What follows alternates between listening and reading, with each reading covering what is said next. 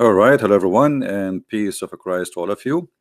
Today, our topic is kind of sensitive, and I hope that Muslims will share with us and they will give us their priceless knowledge about Allah. There's nobody knows Allah more than the Muslims, to the point they don't even know what the word Allah mean. Islam is a very, very amazing religion, to the point no one understand nothing in the Quran. The Quran yet claim that Allah He made it a clear book. And because he made it a clear book, the Muslims needed to make thousands and thousands of tafsir, which mean interpretation for the Quran. Yet they cannot explain the Quran. And at the end of the day, the Muslim they say Allah knows best. And to make it more horrible, even the Quran says that no one knows what the Quran means save Allah. I'm going to publish a book soon. It's called No One Knows What the Book of a Christian Prince Means Save a Christian Prince. And that will make my book a miraculous. It's not about being, confusing and stupid and say whatever. It's about the miraculous because nobody understands it.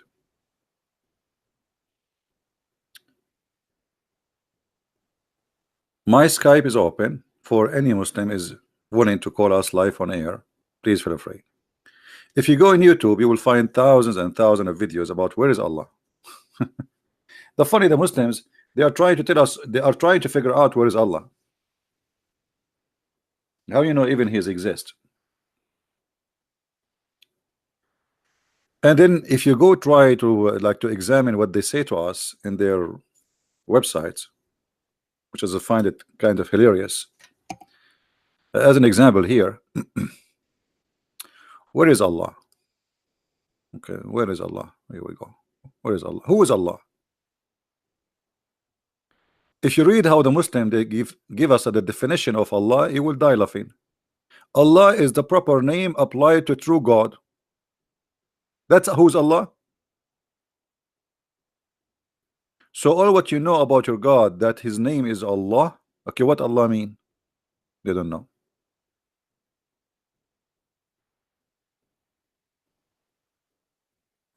Hmm? Who is Allah? All the excellent divine names and attribute perfection. Allah is one and unique. He has no son. Nice to meet you guys. Allah have no son. He has no partner. He has no equal. He has no he is the sole creator, the sustainer of the universe. Every creature bear witness to his oneness. So why Allah want to kill the pigs? If every creature bear witness for his and what do you mean we bear witness for his creation? Here we go. I don't bear witness. I mean, what is that? Is that a definition, or this is a statement of somebody he believe blindly? All creation they believe in his oneness. Who are those creations? Cockroaches, cats, rats, dogs, goats. What do you mean? So you see here right away, when they start trying to present their God for us, they are making a statement which is silly. What do you mean? What does this mean? I thought you are going to tell me who is Allah. Or what you are saying to me, an assumption, a theory, that there's someone you don't even know, you never met, you never heard. Muslims, they never saw Allah, they never heard Allah, never spoke to them, not even once. This is why I call him the muted Allah. Allah is a mute God. And not only that, the Muslim they say to us that Allah, after he sent Muhammad, he went in a strike. Muhammad is the last prophet. Allah is now in a mute.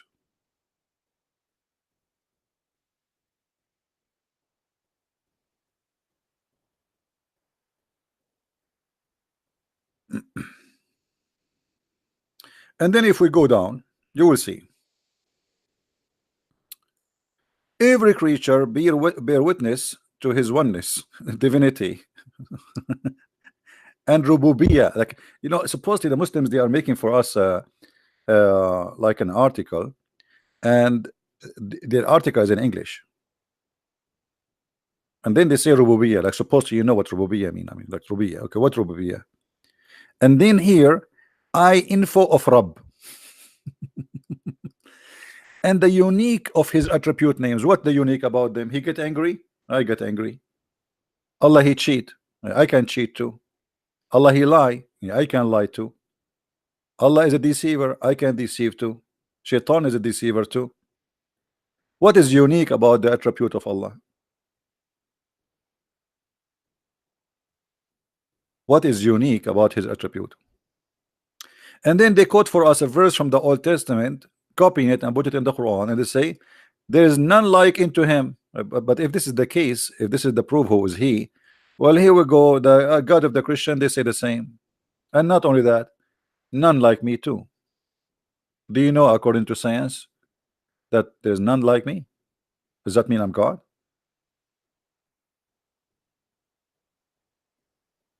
Until now, they fail to tell us who is Allah. Oh, what they are saying to us, uh, a fantasy statement, like somebody he saw a dream, and then in a dream he told us he did not even see who he's talking about.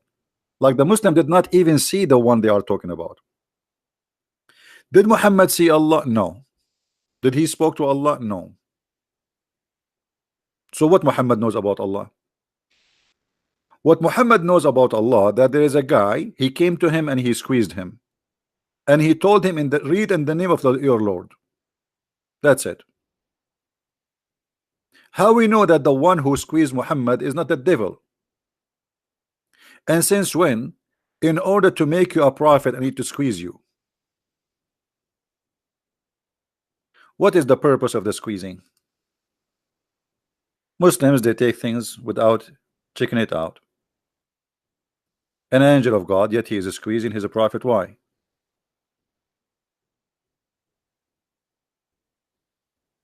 Don't you find that this is strange?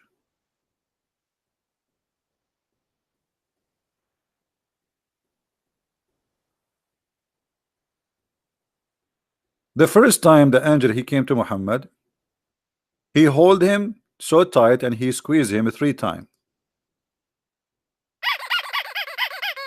Okay, why? And Muhammad did not even know who is the one is squeezing him. And not only that, he did not even ask him who you are. Have you ever heard of somebody squeezing somebody? He don't ask him, who are you? Stop touching me. Maybe the prophet, he used to be squeezed, so it was normal for him to be squeezed. That's why he didn't ask, who are you?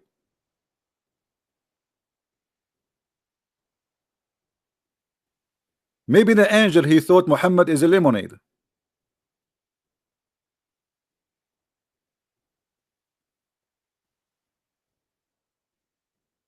All the story does not make sense.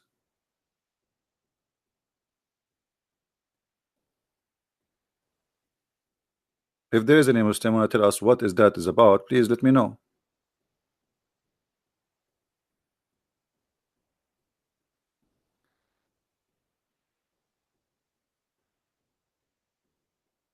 Do we have any Muslim in the chat? My Skype is open, in case you do not know. If you like to call me, and you are a Muslim only, please. Only Muslim are welcome to call me live on air.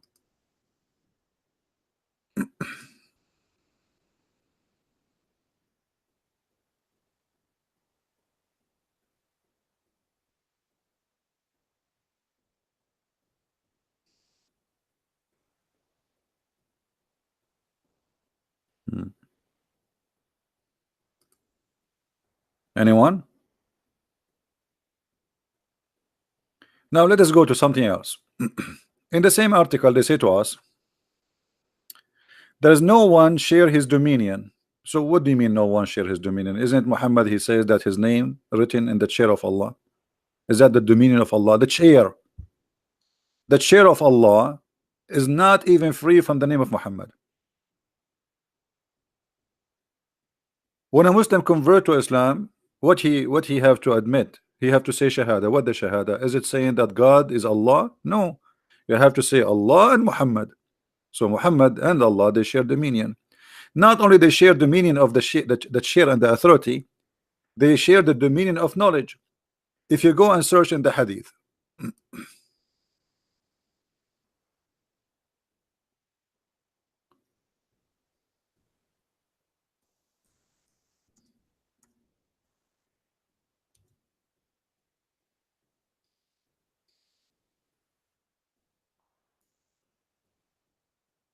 all the hadith says that Allah and his messengers knows best.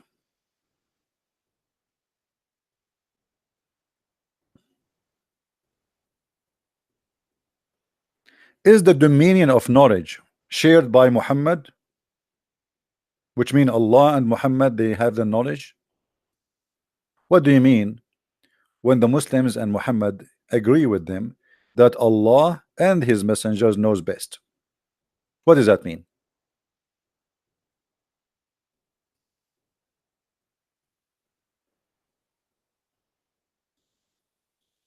Hmm?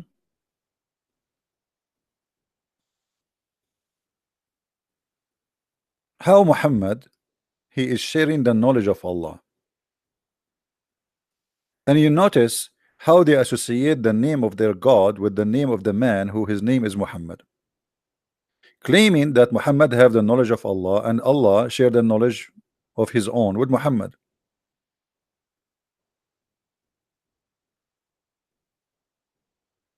Hmm?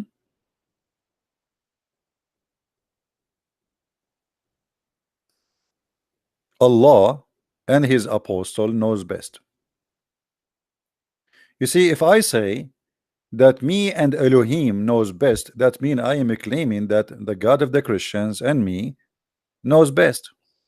I have the knowledge of God and no one else have it. God, he shared the domain of knowledge with me. It's not about God anymore. There is others who have the knowledge of Allah.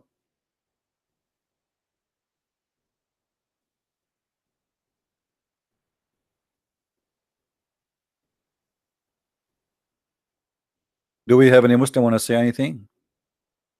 In the top of that, the Muslims, they say to us that Allah, he sent 124,000 messenger.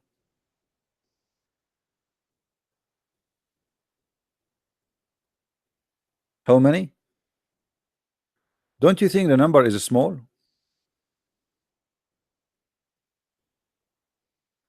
And here you see the madness. Allah, he sent 124,000 messenger and Muhammad is the last one. Why? I mean, is that fair? Mankind today, they are like guided and there's no need and that's it. 124,000, which means Allah, he was popping messengers and prophet like eggs, like a chicken laying eggs. It's like an ant. The queen ant, she lay a lot of eggs. Question: who can name for us the 124,000 prophet? Who is the prophet for India? By the way, according to the Quran, the yellow pages of Allah, it says that Allah, he never sent a messenger except in the tongue of his own people.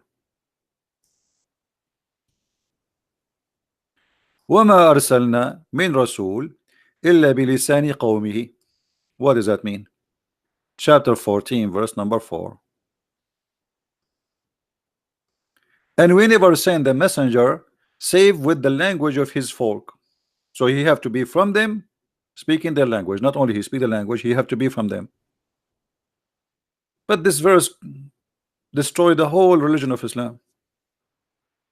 Anyone knows why? What's wrong with this verse?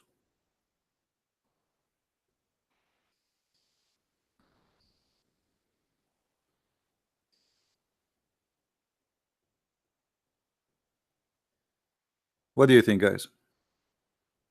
What's wrong with this verse?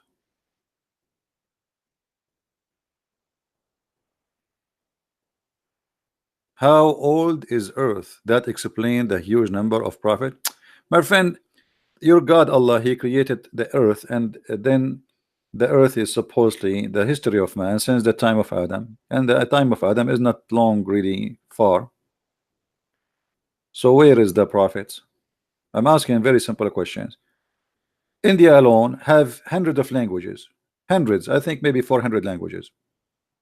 That's mean Allah He should send 400, at least 400 messenger to India alone. 400 prophets. Name one.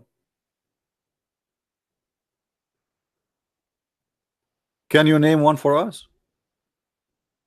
And this verse have a problem, big problem. Actually, Islam is shish kebab because of this verse. Who noticed what the problem with this verse? Who noticed?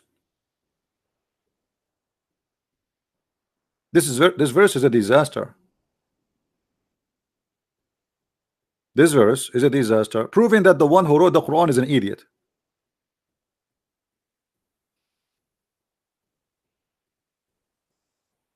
If Allah He sent messengers only from the people, He have to be from them, not a foreigner, and He have to speak the language for sure. In order for what? Logical. Allah is using logic for the first time. He's getting smarter. He says in order to make it clear for them. That's wonderful. How Muhammad is a messenger for the Bangladesh? How Muhammad became a messenger for Zakir Naik? Is he from India? Is he from Bangladesh? Is he from Pakistan? Is he from China? Is he from America? Is he from Europe? In order to send the messenger, he have to be from them. Speak the language of his folk. He have to be from the folk, speak in the language of the folk in order to make it clear for them. That's mean Islam is a false cult. Because the one who speak Arabic is a very small number. And actually not all of them are Arab. And the verse is so clear. He have to be from the folk, speak in the language of the folk. Somebody saying to me, I did not get it. Okay, Muhammad is an Arab, right? So what is the folk of Muhammad the Arab? Focus with me, please. When the Quran say his folk, who is my folk? If I am an Arab, who is my folk? Who is my folk? The Chinese, the Japanese, or the Arab? I am an Arab, so my folk are Arab. So I have to be from the folk, from this group, and I have to speak their language. So in order for Muhammad to be international messenger as they claim, Muhammad he have to speak the language and he have to be from the group. Which means if Muhammad was sent to the Indian, and India have hundreds of ethnic groups, not one ethnic, and hundreds of languages and religions, Muhammad he have to be 400 Muhammad. 400 Muhammad, each one of them is born between one of the folk of this nation.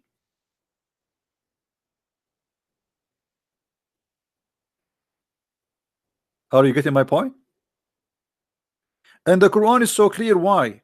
The message will not be clear to them unless he speak the language of the folk. Do you see it? This is not me saying that. This is the Quran, and this is your translation.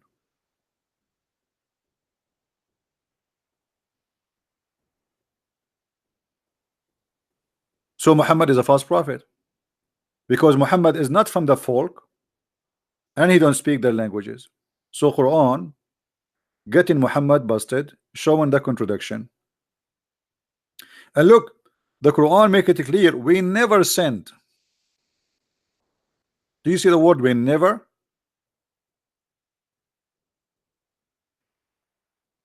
We never sent, no exception.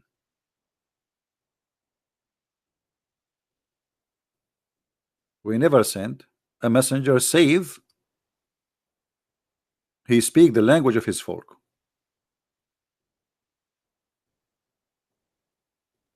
Islam is a very silly, stupid cult.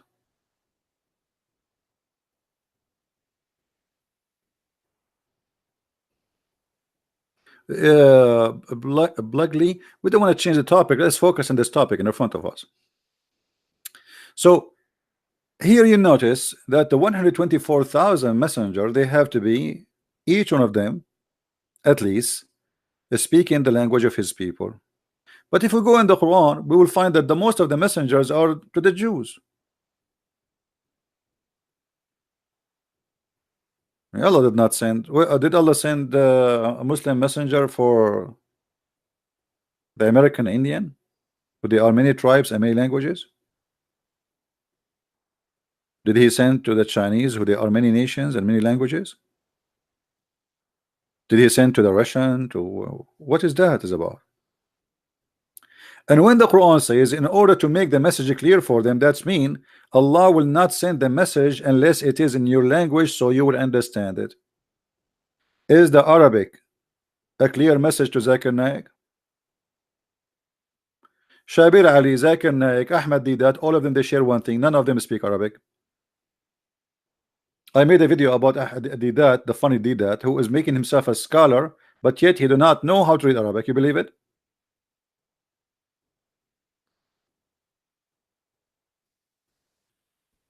So now we go back to zero.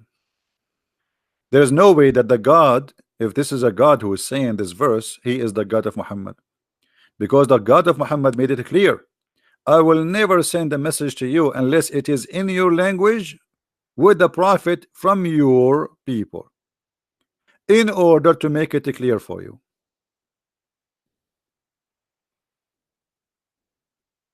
That's mean Islam, all of it is a garbage.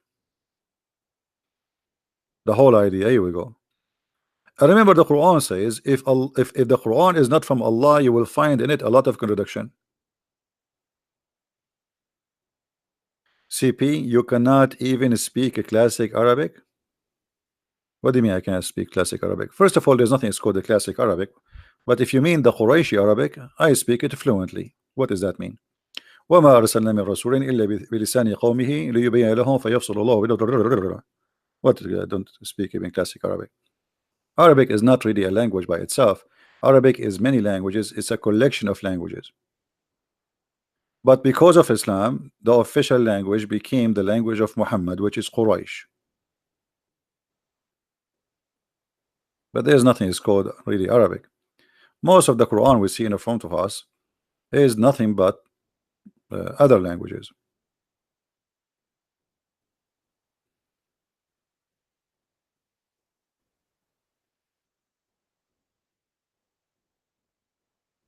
And just to show you how Islam is funny, if you remember Muhammad, he said that Allah, he sent him the Quran in 7 dialect.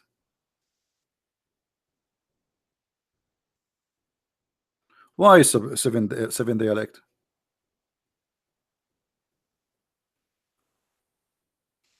Why is that? Muhammad, he explained, he says that because the Arab cannot understand the Quran. Imagine the Arab, who they are Arab, they cannot understand the Quran in one dialect. So if the Arab, they need 7 Quran, how somebody like Zakir Naik can understand the Quran?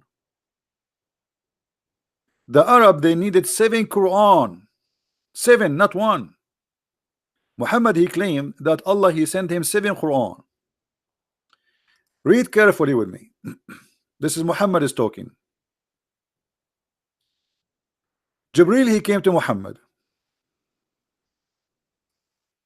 and he said to him, Allah has commanded you to recite to your people the Quran in one dialect.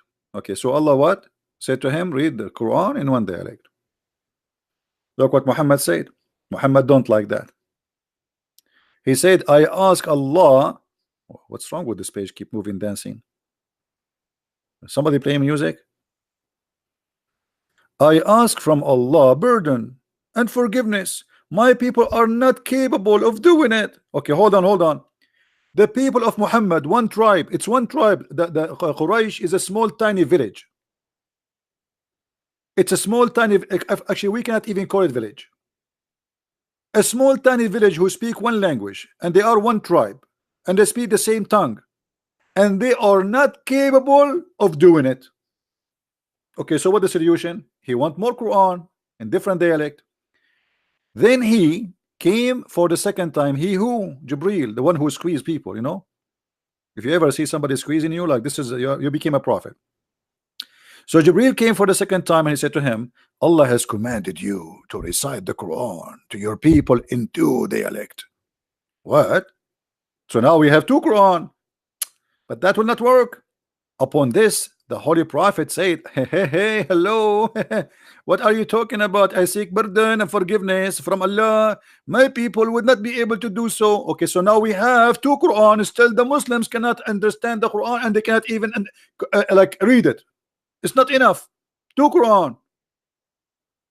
So Jibril, he came back for the third time. Jibril is like the pizza boy. Go back, go back, go back, you know. Okay, he came for the third time. And he said to him, Allah has commanded you, brother, to recite the Quran to your people in three dialect. Are you happy, Prophet? The Prophet, no, he's not happy. He said to him, no, no, oh, hold on, hold on. I ask pardon and forgiveness from Allah. My people are really very stupid. They cannot handle it. My people would not be able to do it. Then he came for him for the fourth time. Like, what is that, man? Is that a joke? Is that a joke? If the Arab cannot understand the Quran unless it is 7 Quran, how someone who live in Bangladesh he can understand the Quran?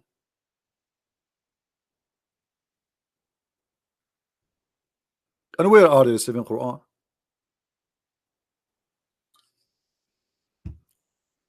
And in this story, and then the angel he keep going backward forward until it became 7 Quran. 7. That's it. Perfect. Perfecto. Isn't it Allah all knowledgeable? Muhammad is correcting Allah order. Allah he says be one dialect. Don't Allah knows? Look like Muhammad is out to smart his God. Because his God he thought one Quran is enough. Muhammad didn't agree. 2 Quran is enough. Muhammad don't agree. 3, 4, 5, 6, Muhammad don't agree. At the 7, Muhammad he said, okay, now that's fine.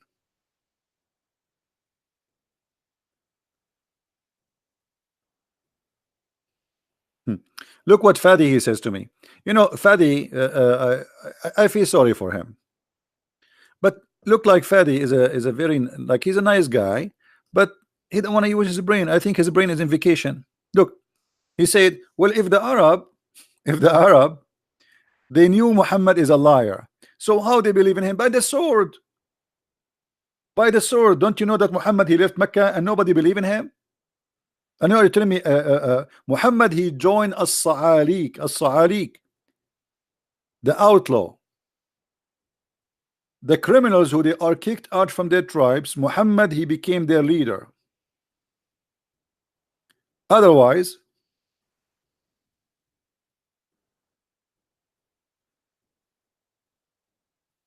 the Arab they said hundreds of times that this is nothing but stories, fabulous stories, fairy tale story,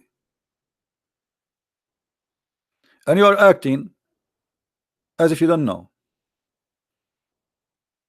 They accuse Muhammad that he is stealing information from many people who they live as slaves in Mecca, Assyrian slaves, Syrian slaves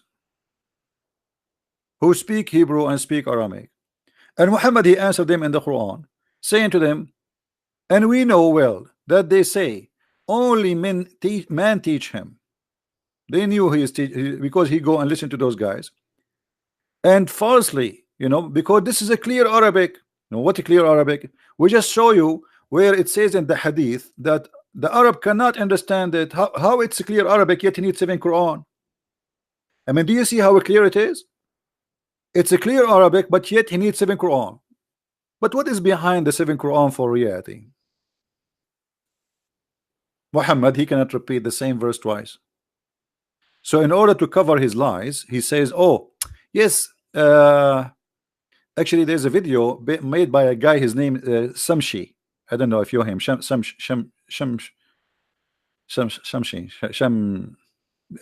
something, you know, that's like sound like a Chinese. So Shamshi he said that there is 2 Muslims He was reading a hadith, supposed to refute us as a Christian. Two Muslims, they were reciting the Quran differently, and they fought over it. The first one, he said to the other one, I heard the Prophet saying it differently. The other one, he says to him, you are a liar. The Prophet did not say it this way. I know how he said it. Then one of them, he dragged the other one to Muhammad. He said, I wanted to kill him because he is reciting the Quran wrongly. The Prophet said to him, okay, you recite. The man recited. The Prophet said, okay, this is correct. The other guy, he said, but Prophet, he said, okay, you recite now. The other guy recited differently. Muhammad, he said to him, that's correct too, because this is how Allah, he sent it to me. He sent it to me in 7 ways. So Muhammad, he, in order to cover his ass and his lies, because he cannot repeat the word of Allah twice correctly, he needed to fabricate that Allah, he sent him the Quran in 7 ways. So if I tell you a story today, and tomorrow I tell you the story differently, you cannot say to me you are lying. I will tell you that Allah told me the stories in 7 ways. You know what I mean? This is the whole idea behind this is seven. You know, did Allah send Musa's 7 Torah? Did Allah send the Injil to Isa in 7 Injil? What is that?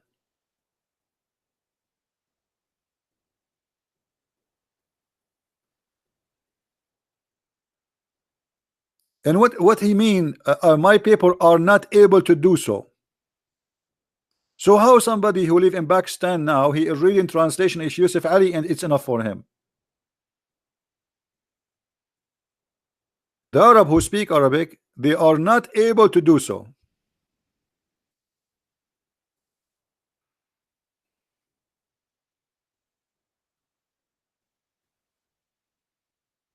Do we have any blessing from Allah for us today to send us some Muslims to guide us to the truth?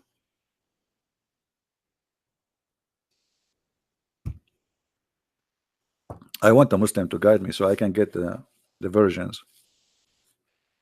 I really need versions. Even if I go to the store, I buy virgin oil. I mean, I love virgins.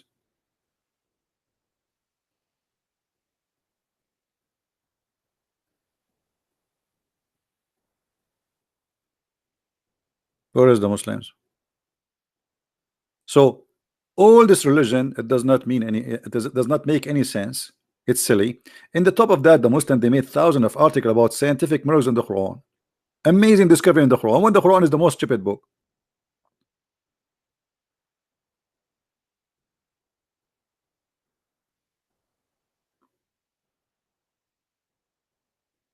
Now after Allah, he sent the Quran in 7 letters. Do you Muslims even explain the Quran? Do you even understand the Quran?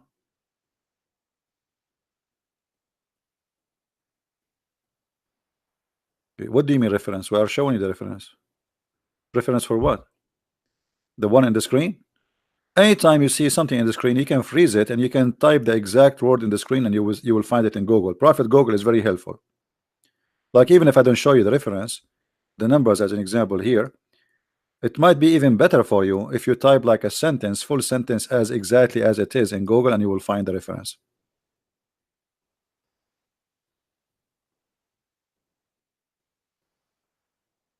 Who is a Muslim would like to show us something? We are willing to change the topic, by the way. If you are willing to show us a proof of Allah existence in any way, in any mean. If you can show us a proof that the Quran is a book of God, please feel free. And we are here not against Muslims, we are here speaking against the cult of Islam. I'm not against you.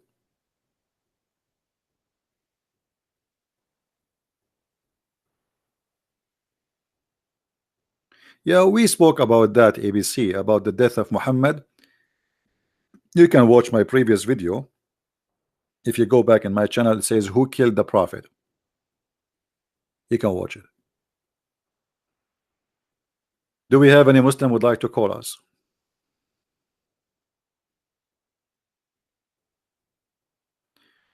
How are you doing, Fadi? Fadi, why you don't call me, my friend? Guys, what do you think if we give a Fadi a chance to call us and show us something powerful about Allah? Anything. anything to make Islam look better.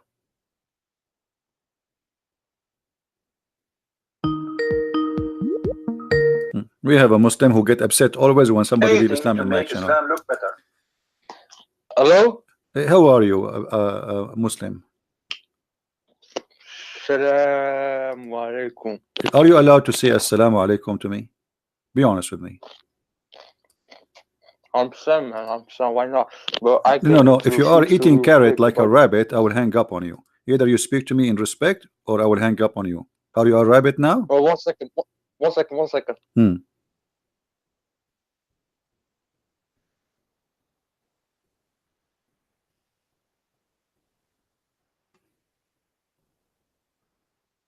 By the way, rabbits are Muslims too.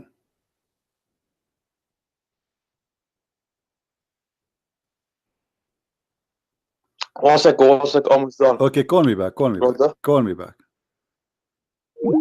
The guy is going to shock. Like he's trying to swear it fast now.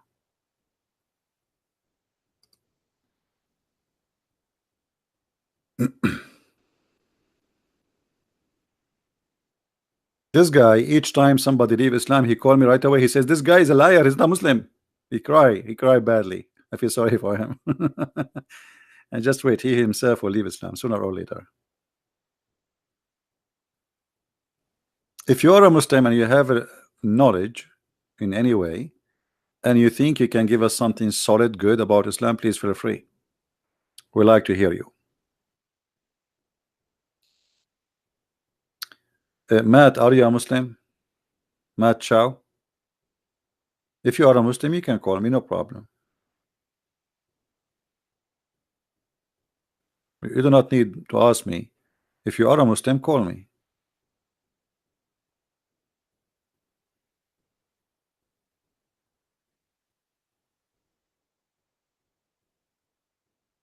It looks like you are just joking here.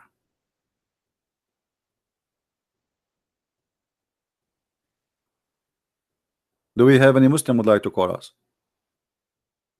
So as you see, by the way, do you know that the Muslims in Saudi Arabia, they fast 1 day, or they break their fast 1 day earlier? Look what happened in Saudi Arabia lately. This is the TV station of Al Arabiya, the official TV stations of the Kingdom of Saudi Arabia. They announced the day of the end of Ramadan a day before because they thought that Mercury is the Hilal, the crescent moon. Do you believe it?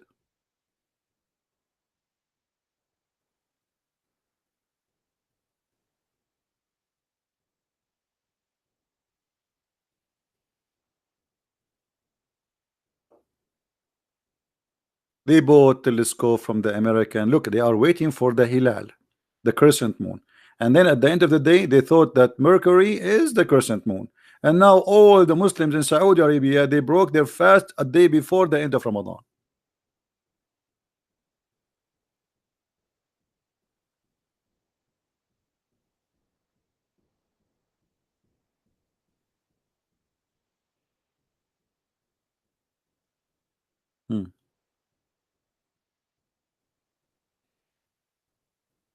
I mean, if you have telescope and you could not recognize the crescent moon from different all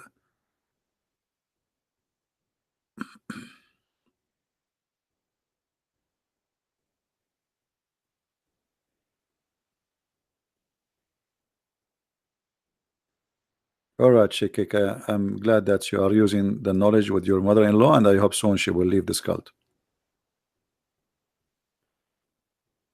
So what happened to this guy?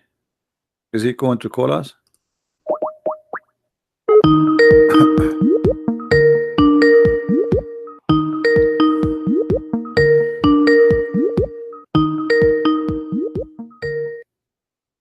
He is not answering now.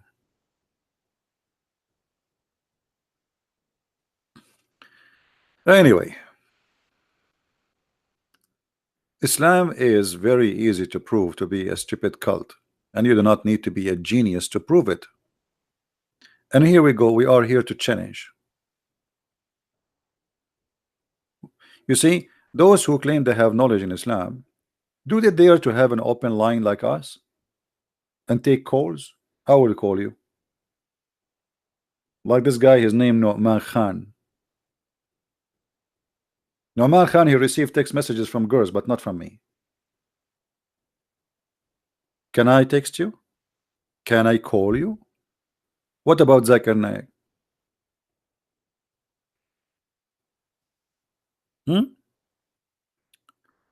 If we ask Zakir Naik about Allah sending messengers only if they speak the language of the people, what Zakir Naik will say? What do you think? Muslims, what do you think? Zakir Naik, your hero, who do not know anything about Islam, what he will say?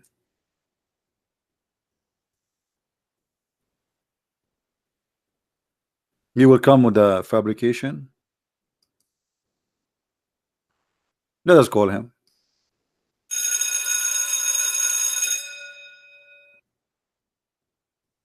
I forgot this ring will not work for him because this is a ring of shaitan.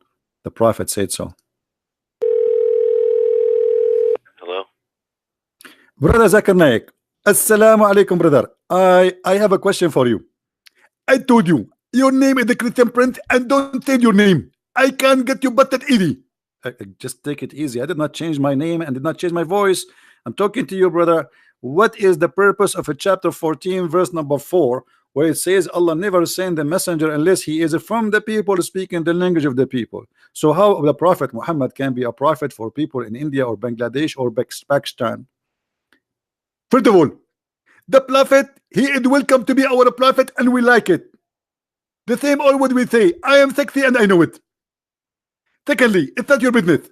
But we are trying to understand what the Quran is saying, how he can be your prophet if he is not from Bangladesh or Pakistan or India and he don't speak the language of the people. As you see, the Quran says in order to make it clear for them. And let me explain to you. First of all, the Quran is so clear for us and I will explain it to you. If you go to the book of Tafsir al-Bukhari, it says that the Quran is so clear, and because it says it's so clear, this is why it's very clear. But your answer is not clear for me yet. The Quran says Allah will send only messengers to those who he speak their language, and Muhammad, he don't speak your language, so how he can be your messenger?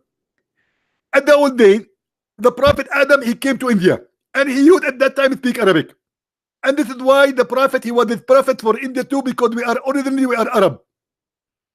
Adam, he came to India and India was Arab, and the Prophet, based on that, he is a prophet for India because originally they are Arab. Absolutely, and we can prove it for you. As an example, the Arab, they like to eat rice. We like to eat rice. They like to eat curry, and we like to eat curry. And they like women, and we like women. So obviously we are one nation, and you get your based. And don't call me again.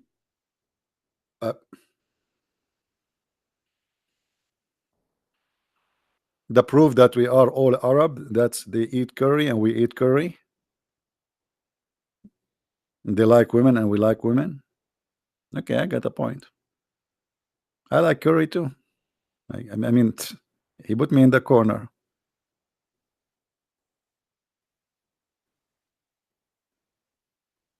Any Muslim want to answer this?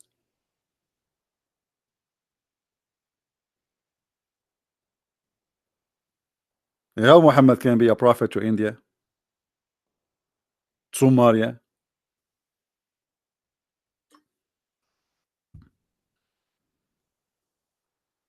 All the countries around the world. The Quran says Muhammad, he cannot be a prophet for them.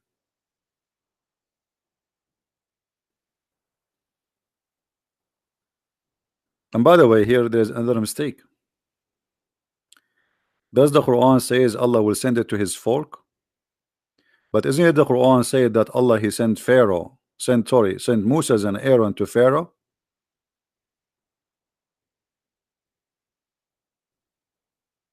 Is Moses an Egyptian? The Muslim, they say to us the only messenger who is a messenger for all mankind is the Prophet. What does that mean? Abraham, according to Muslims, he came to Mecca. Abraham was an Arab. At that time, there's no Arab.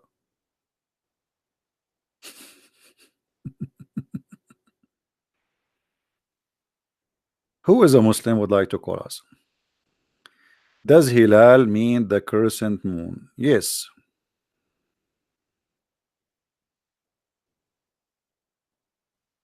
Yes.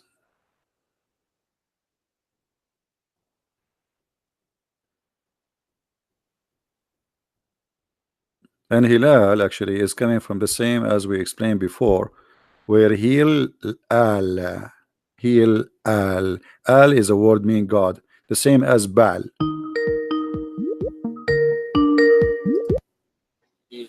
Al is a word meaning mute God. YouTube. Mute YouTube. Oh, give me a sec. 1 second, brother. There's many Muslims are leaving Islam, and today there's many they will leave. Are you going to call me after they call and they leave Islam? You will say to them they are liars as usual. No, but if they lie, of course somebody has to correct but them. you always lie to me too if they are lying. I mean, how you know they are lying? Are you Allah? No, but you can just tell. I think you are God. How you can tell that? You know, I mean, but let us go here. Listen, the Prophet said that Allah told him after he squeezed him the angel Jibreel, he gave him this verse, says, we never send a messenger save who speak the language of his folk, so they might understand the message clearly. Yes. How Muhammad then became a messenger for all mankind if he don't speak the language of the folks and he is not from the folk? Brother, so what this verse is saying, it's saying a past time. It doesn't say now and in the future. Where it says in where it says in past time, where it says that. Wait, let me open YouTube. There's a verse now in the screen. Yeah, it's in the screen. Okay. All right, it says Bismillahirrahmanirrahim. It says, and we never send a messenger save with the language of his folk, that he might make it clear for them. So it says, and we have never sent in the past time. But isn't it this is in the time of Muhammad? He's speaking now, Muhammad. He gave this verse to Muhammad, right? No, but it's talking about the past time. No, did he give this verse to Muhammad? Now, when the Quran also says, like, no, hold on. Did he give it to Muhammad? Okay, did he give this verse to Muhammad or to a different person? He gave it to Muhammad. Okay, talking about when Allah he gave this verse to Muhammad, at that moment, was Muhammad a prophet or no? Alhamdulillah, of course. Okay, so he was a prophet, so he just said, and we never send a messenger save with the language of his folk. At that moment, until that moment, we never sent, and the time of what? At the time of Muhammad being exist. So until that moment, which Muhammad is receiving this message, we never send a messenger except he speak the language of his folk. So how you say to me, in the past? Yes, in the past, but in the past, in the time of Muhammad, which means in the present. In the present of Muhammad, and since that present, we never sent any messenger unless he speak the language of his folk. So he have to be from the folk and speak in their language. So how Muhammad can be a messenger for the Indian? And the Quran saying clearly, in order to make it clear for them. So what is the reason? In order to make it clear for them. But the Quran so if you also send if you send a message in different language, Allah agree that will not make it clear for them, right? Yeah. Now, brother, it also says in the Quran, it says that if they just read the Quran, they will understand it through the Spirit. Do you understand the Quran yourself? They just understand if they read it in Arabic. Okay, what your prophet he says no. Your prophet he says he asked Allah for 7 Quran because the Arab they can't understand it. And here the hadith in front of us. This is your prophet. This is your prophet saying. This is your prophet saying the Arab, not the Indian. The Arab, who they are Arab, they cannot understand 1 Quran. They need 7 Quran. So how somebody from India he understand the Quran in translation when the Arab who speak Arabic they could not understand the Quran? And Muhammad himself is saying that my people are not capable of doing it. What is that? Not capable? No, but Allah makes them now capable. Allah no. Muhammad saying to Allah, my people are not. Allah he sent. Listen, the hadith in front of us. Are you reading? Do you know how to read? Of course, man. Okay, read. Then Allah has commanded you to recite to your people the Quran in one dialect. One what? One dialect. Okay. What Muhammad respond was? I ask Allah burden and forgiveness. My people are not capable of doing it. How many dialect you are reciting the Quran today? It's commanded to recite to your people the Quran in one dialect. Hmm. Upon this, he said, Hmm. is it Sahih? Oh no, this is da'if. And what is Sahih? I don't know. You tell me. Are you saying you are to me saying sahih? What sahih mean? You tell me what sahih. What sahih mean? Sahih Sahih means is real. Sahih is It's not somebody Sahih. eating too much carrot. What is that? Sahih? What's wrong with this religion? I mean, look how funny this religion. Their religion have weak and strong. That's mean your God Allah is weak too. I mean, if Allah prophet he said that, can't Allah preserve his teaching? Why you Muslims keep fabricating stories? Why you Muslims are you saying to me you Muslims we lie about the prophet and we fabricate a story about him and Allah he could not stop us? Your God is weak. Here we go. You are right away asking me, is it weak or strong, brother? Which mean, is it a But lie this story or a true story, is brother? people. Because we Muslims, we Allah, write a lot of lie stories about our prophet. We lie a lot we lie. We like to lie. Do you like to lie? Why you are no. asking me if this is weak or strong? What does that mean? Explain to the audience. What does that mean?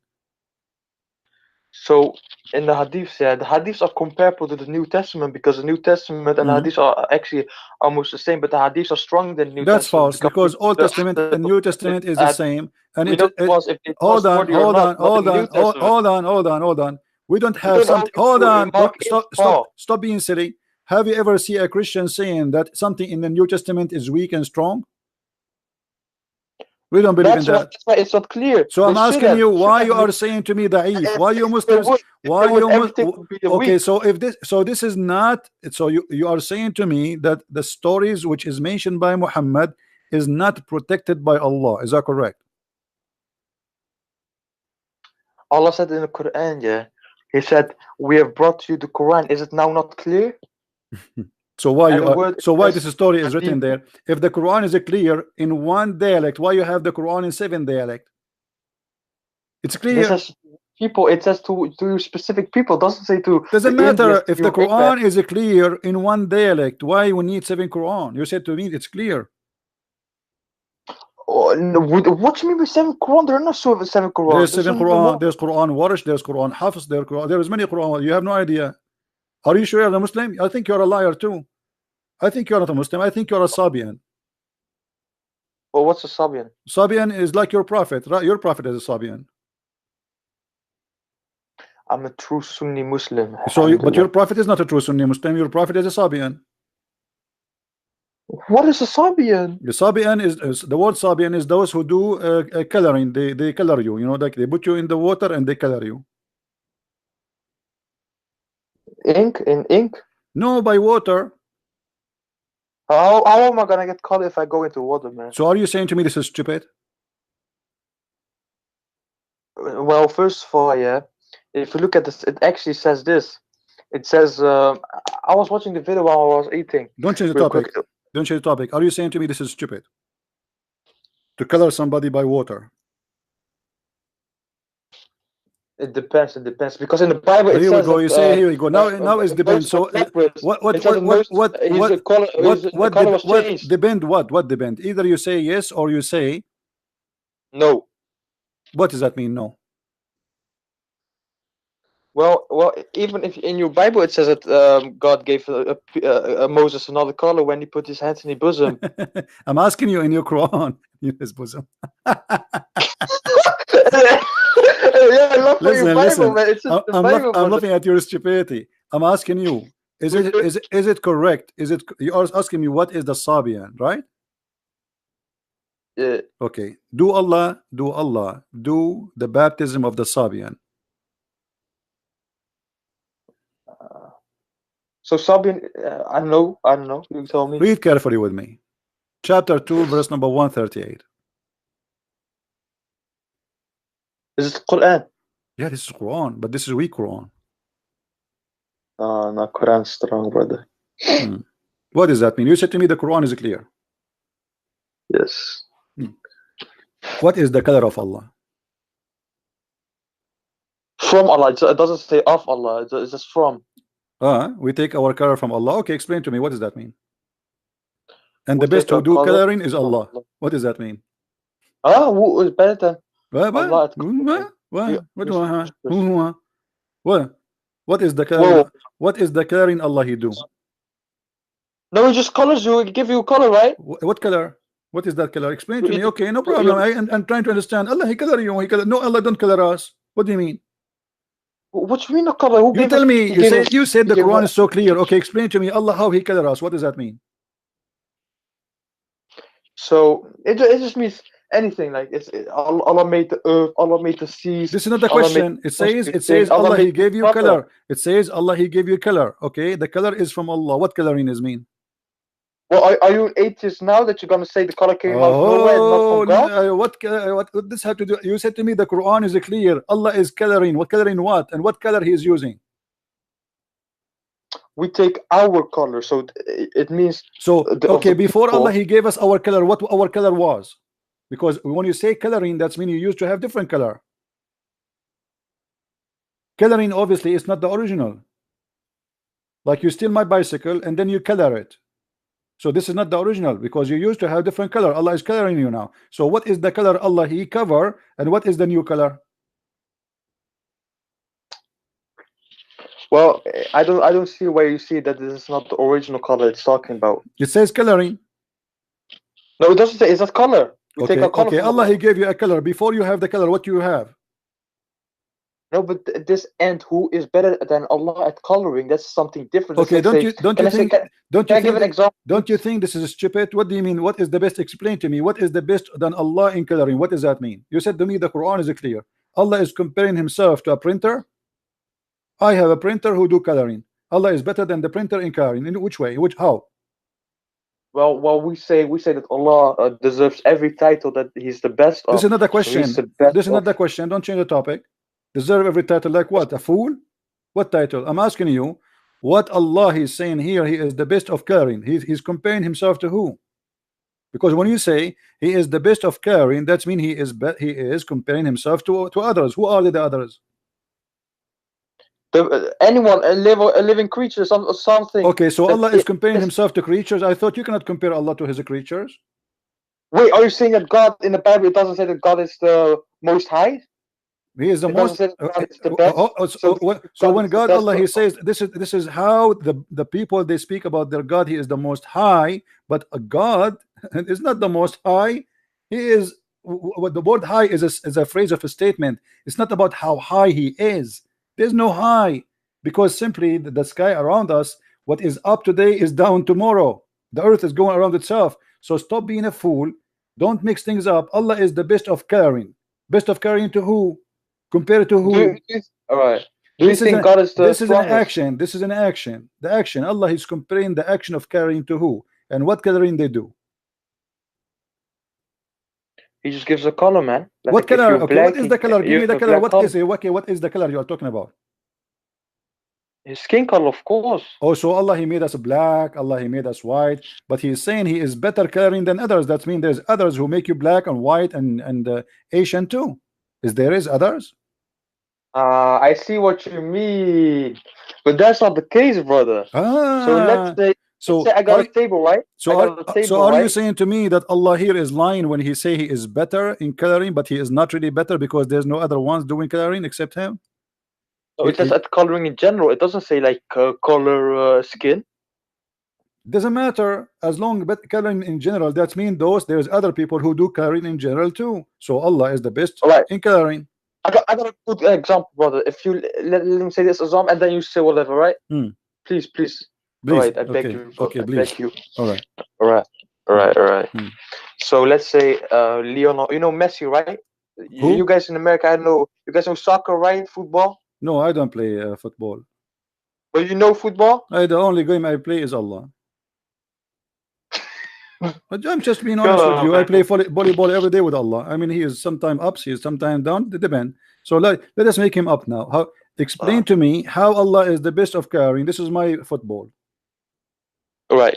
So let's say Messi, he plays football in Spain, right in the stadium. So of Barcelona. you are saying to me that Allah he play better football than Messi? No, let me explain. So then Messi says he plays in the Barcelona stadium, and then he got the most goals, and then he says, "Who's better than me if playing football?" But he doesn't say he's playing football specific in the stadium in Barcelona. In general, in whatever stadium. So who is better than Allah? I mean, Allah is better than who? No, As but it long doesn't say okay, specifically coloring your skin, okay, because it would okay. say that if it was saying You specifically, just it says coloring. Coloring, no that's problem, general, but you brother. just showed us that Allah is stupid, because if a football guy he says I am the best, he is talking about obviously about football, correct? No, but let's say he makes 5 goals in Barcelona No stadium, problem. But and when he says, when a soccer guy he says I am the best, obviously he's not talking about himself being the best actor. He's talking about him being himself the best player in that game, correct? Okay. but, As long he is the best player, and this is the example you gave me, that's mean Allah he is claiming. There's other players, but he claimed to be the best player. That's his mean. That's mean he's not the no, but only. That's mean that he's not the only God. Read with me this verse, chapter 23, number verse one. chapter 23, verse number 14. If you answer this one, What is that, if man? you answer this one correctly, I will give you a big carrot. Chapter 23, verse number 14. It says Allah is the best of the creators. How many creators there is? Well, I can create something now if I want. Really? And that will make Allah Yeah, better than you in creation? So you join the club of creators? All of us we no. know. I can be. No, don't be a fool. We know that Allah he said it clearly that the creation he speak about is giving a life, not about making a table. Don't be a fool. No, but so ground is life. Trees are life. But that's also created by God. No, Allah he said he challenged the man and the genie to create even a mosquito or a fly, correct? Let me see, man. What do you mean? Let me see, man. Chapter 22, verse number 73. Allah he says, "O mankind, make like this, like what?" He says, you know, do you worship beside Allah something who will never create a fly? So what is the word the creation in the Quran is about giving life, like creating a fly. Even a fly you cannot create. So when Allah he says he is the best of the creators, obviously he is not talking about creating a table. Stop lying. He is asking, can you create a fly? Do you If agree I with that? fail at creating something, does that mean I'm a failed creator? What? I'm a creator. If I try to create something, but I've created something different, but I try to, let's say I try to My create life, friend, you man. are not But then creating I failed that. anything. There's invention and there's a creation. Creation is you make something come to existence. Invention is something else. Invention, I But can some scientists they say like, stop fooling yourself. In the religion, when we say creator, we mean the one who create things, bring them into existence. Like example, life. Adam, he was a dust. He made him mud. He breathed into him. By breathing into him, he gave him life. That is a creation. Otherwise, the mud, anyone can do mud. Otherwise, mixing dust and water together, I can do it. But I cannot breathe into something and give it life. That is the creation. So now, when Allah he says he is the best of the creators, Allah comparing himself to who? If there is someone else, he do create from the mud creatures.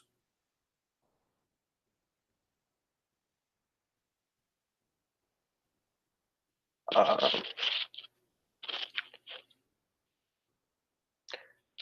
I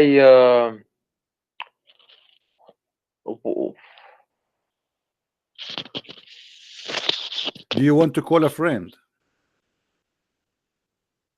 probably, man. What about you take a carrot? No, I already ate the carrot, man. So like the card is not working. We need something else. What about camel urine? The Prophet he ordered Muslims. Are you drinking camel urine? I think your weakness because you don't. Tell me where the one says drink Cameroon. What about it? Oh my. Wait, brother. Wait, my mic dropped. 1 second, brother. Your Yeah, all mic right. dropped. So again?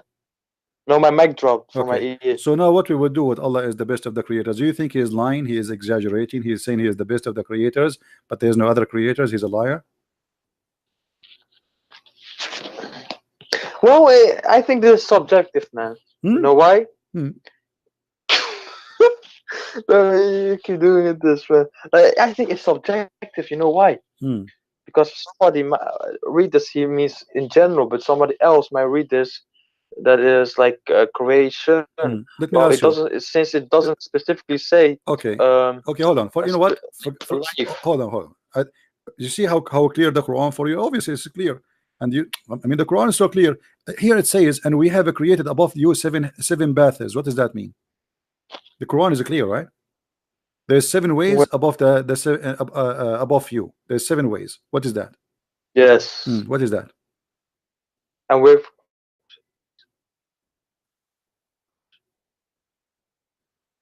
I know maybe in the tafsir. In tafsir. I thought the Quran is clear. Okay, what about? I will give you something easier. You see, you said the Quran is clear, and we send down from the sky water. Is that true?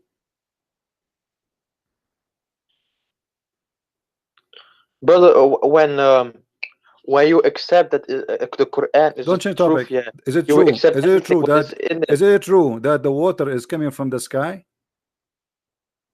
Yes, from the clouds. So where is the ocean coming from?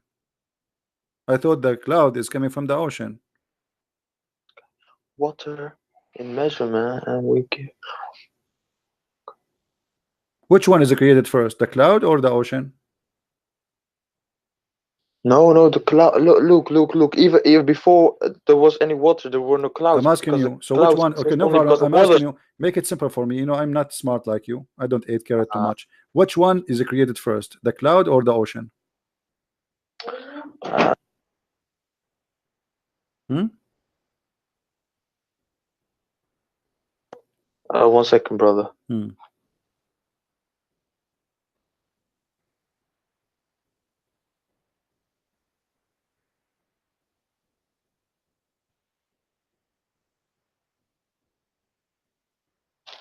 Could you repeat that question? I'm sorry.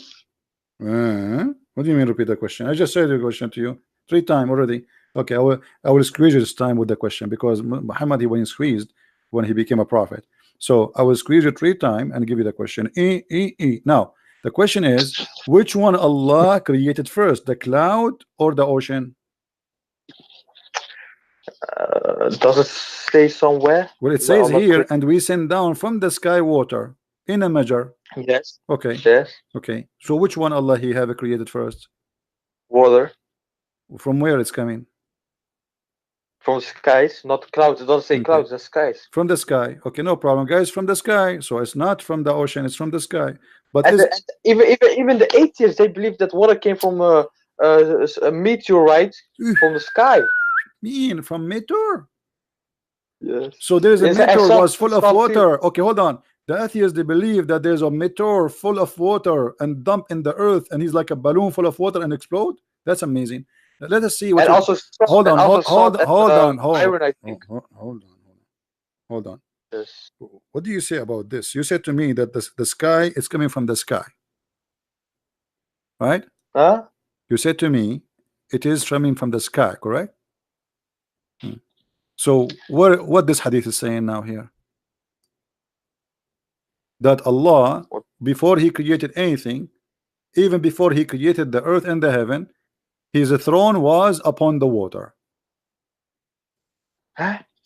So Hmm. Allah ordained the measures of quality of the creation 50,000 years before He created the heavens and the earth, and His throne was upon. Yeah. So what? What is the water was? There's no earth, there's No, no but it heaven. doesn't. It doesn't mean what was created in the sky. It says the what was brought forth to My us. The friend, hold water we on, have on hold this on. Oh, earth. listen, From listen, it doesn't mean listen, the listen, general listen, water was created from the listen, sky, Abdul, brother. Abdul, It listen. says the water we have today. Okay, Abdul, listen. There's no heaven, there's no earth, but yet Allah has a throne above the water. Where was that water?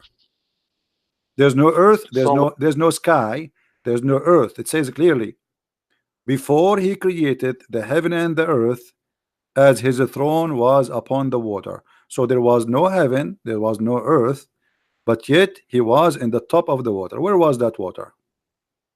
All right. Now, before I answer this, Christian Prince, brother, uh, I can, if you want now, right now, I will ask smart Muslim Sheikh, What do you a mean smart scholarly Muslim? Are you guy, saying to you are call you. whoa, hold on. Are you insulting yourself? Are you saying you're a stupid Muslim? You want to answer ask a smart Muslim? What does that mean? I never mind him then. Never mind him. All right, all right. So what? So let me ask you then. Let me ask you No, then. I am willing All right. to. I'm willing to help you. If you call live right now on air, your sheikh, and put him in the speaker with us, so I can talk to him. Can you do that? Wait, what? Can you call your sheikh right now, the shaky sheikh, the one who do belly dancing always for you? Can you call him and challenge him to answer me and put him in the speaker to talk to me live? Yes. Okay, do it. Yes. Go ahead. Right now. Right now. Are you ready though? Right now. All right, brother. Okay. All right. If you give me a second, man. Why you are hanging up? Why you hang up? He will never talk to me. Why you hang up?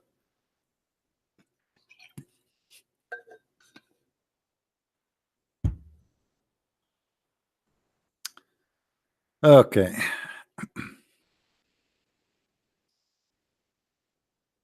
Oh boy. Do we have any Muslim in the bushes? I mean, what is this? The Quran is so clear. Yeah. All right.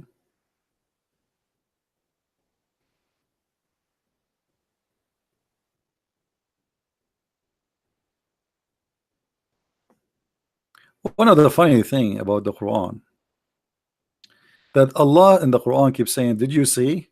Did you see? See what? We saw nothing." Guys, did you see how the sky is blue? Okay, what does this have to do with you? Did you see how I created the sky? Okay, did you? No, we did not see when you created the sky. Okay, did you show us? I mean, you keep saying, "Did you see? Did you see?" I mean, Allah is speaking to the blind people who is trying to make them believe, supposedly, and He's saying to them, "Did you see?" I thought they are blind, and that's why you are trying to guide them. So what you say? Did you see? They are blind, my friend. I did not see.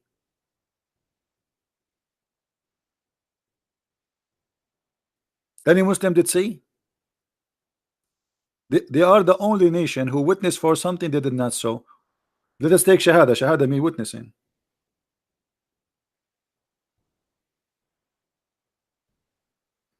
Hmm? Look at this.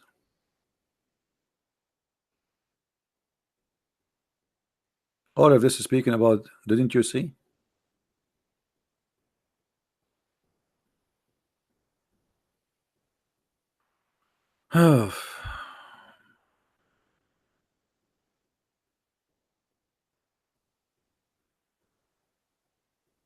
Any Abdul? I am not taking your call. Is maybe you are blocked, Matt, because you are being silly. You are not a Muslim, and you keep saying you want to take my call. Why you want to take your call?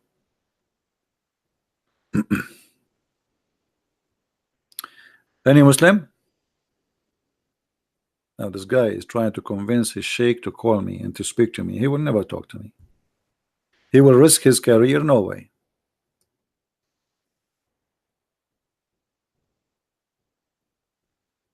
Hmm?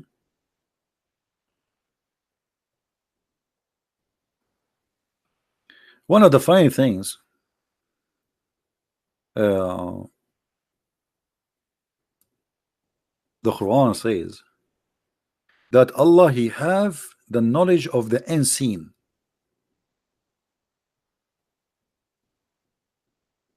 And He can see. But if we do a little examination, we will find that Allah He have no idea what He is talking about. As an example, Allah created from every kind, male and female.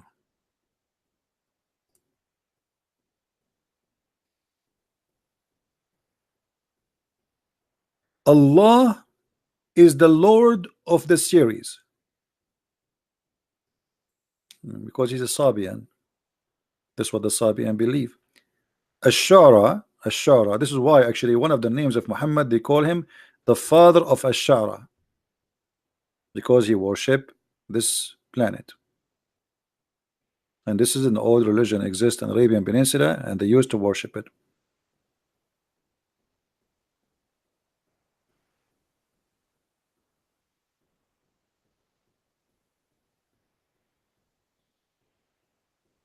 Don't you see that Allah is the one who give life and give death? No, I did not see. Did you see it? Don't you see that Allah is the one who make you laugh and make you whip? No, I did not see. All of this is nothing to see.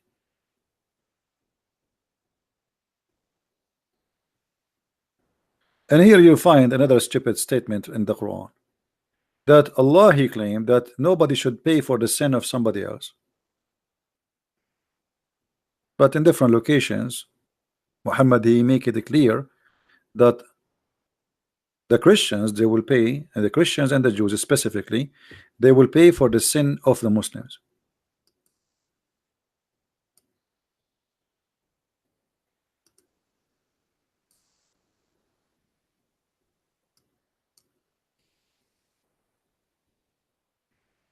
It's a chain of contradictions and stupid stories.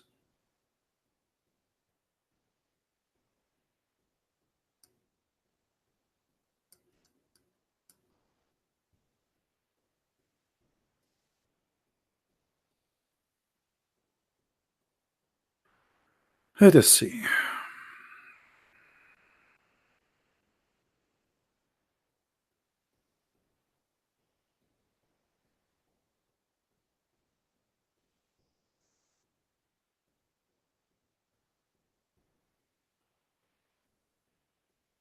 You see how stupid is called? The Muslim, they say to you, is it fair that Jesus, you Christians, you say that Jesus, he paid for your sin? And they quote for you the Quran saying that Allah, he says that nobody should pay for the sin of somebody else. Let's just change the translation, because this donkey is very weird translation.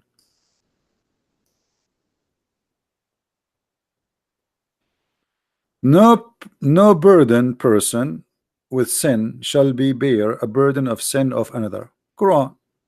Okay, so what Muhammad is saying here?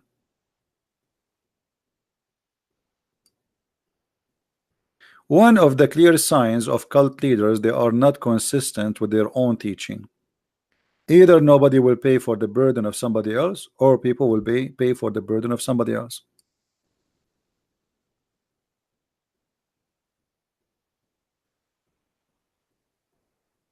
Any Muslim? Which one is should follow? Muhammad teaching or Allah teaching?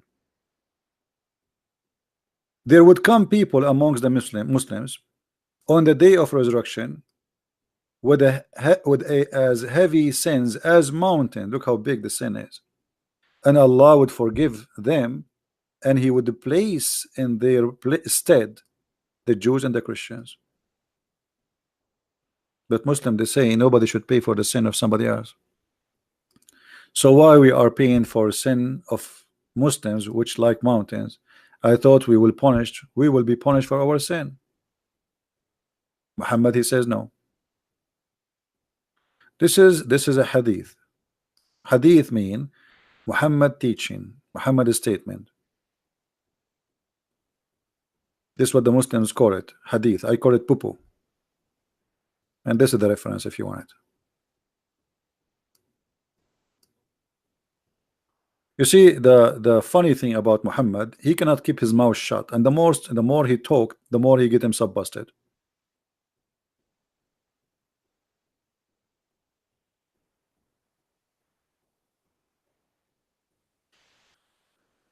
Matt is not a Muslim, guys.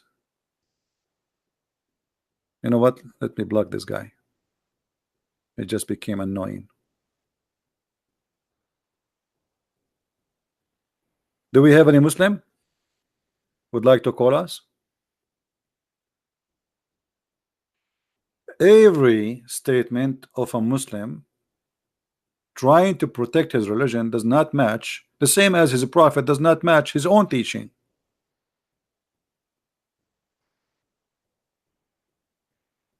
How a prophet of God, he says statement against what his God told him?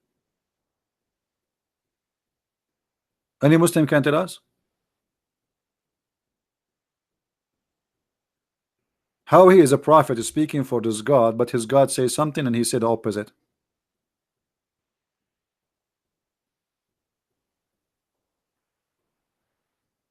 Hmm?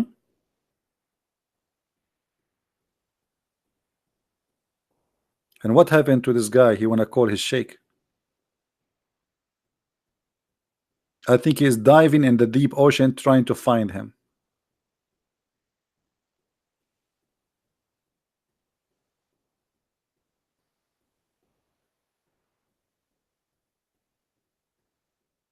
الوتين والأبهر ليسوا من مرادفات هل تكلمت عنها.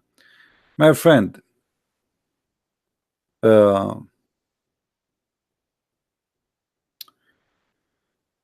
الوتين, when a Muslim he says to you that the word watin is not the same as the abhar,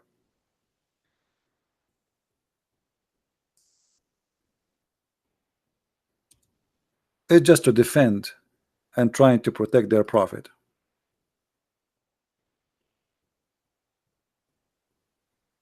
which is not true.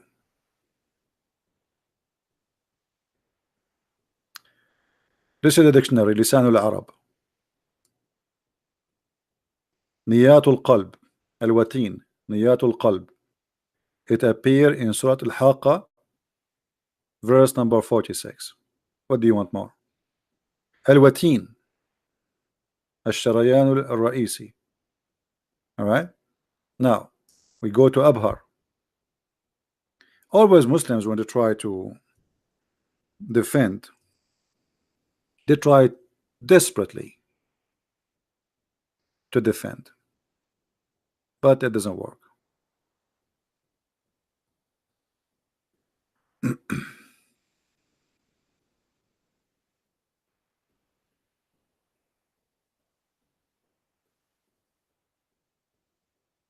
Let us see.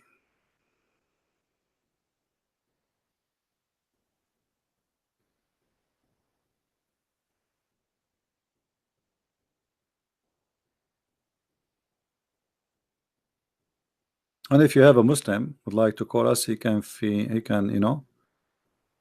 Here we go. This is the dictionary. Al-Abhar في علم التشريح. The most or the biggest vein in the body goes from between, or the most important, between the right side and the left side of the heart. Do you see it? So both of them is the same. And this is the Arabic dictionary.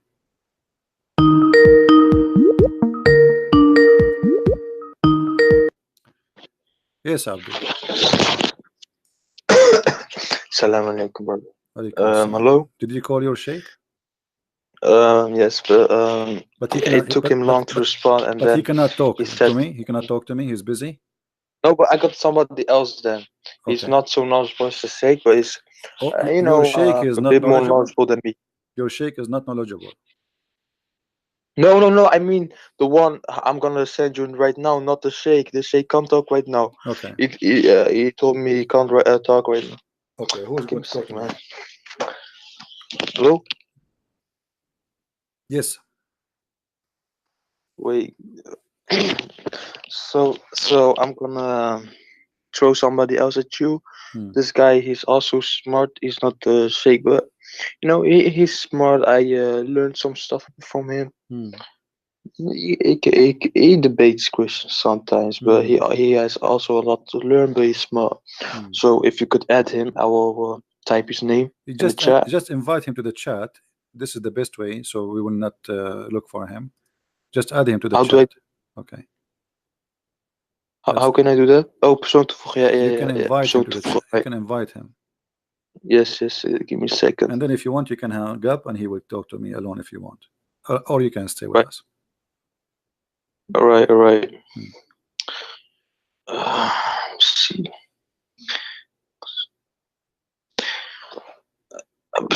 Let me see if I can. You can click at the plus sign, and then that will make him invited to that conversation. Yeah, but he got not the Skype, so I gotta add that Skype now. Right.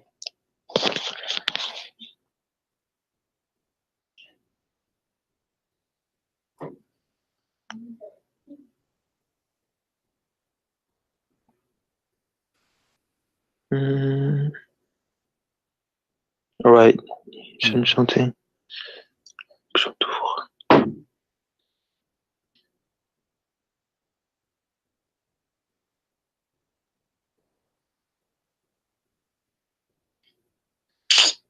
That was this. It says. Brother, before you invite him, you have to say inshallah. If you don't say inshallah, he will never come. Because Yeah, I'm Allah will sorry. not allow it. Inshallah. I did marry 99 women. I have sex with them all in one night. And I forgot to say inshallah before I started. And look what happened. I don't have kids until now. In the call. Yeah, I'm sorry for this taking a bit. Let me see.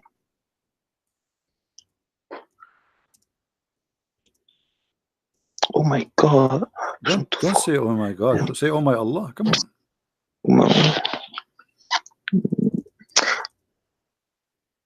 Well, I type his name. If I press add someone, I type his name. It says, I see some other account when I type his name. Why is this? What? Give me his name. I will invite him. Give me his name. I send the name on the chat. Okay. I add him, and then I see him talking to me. And whenever I press on add someone, I don't see his name. Then it's weird, man. It's really weird. Weird. I told you, because you're not saying inshallah. You have to say inshallah. I said inshallah. I said that. Allah control the internet, my friend. Yeah. That's not the case. Yeah. Actually, this guy, he called me before. I have his name here. Isn't it his Muhammad Qasim? And he have I don't know. I know him for a week or something. He have an image that says, "Indeed, my prayer," or something, right? Ah, yeah. Okay, that's him. Okay. I think so. Hang up. I will call him. All right.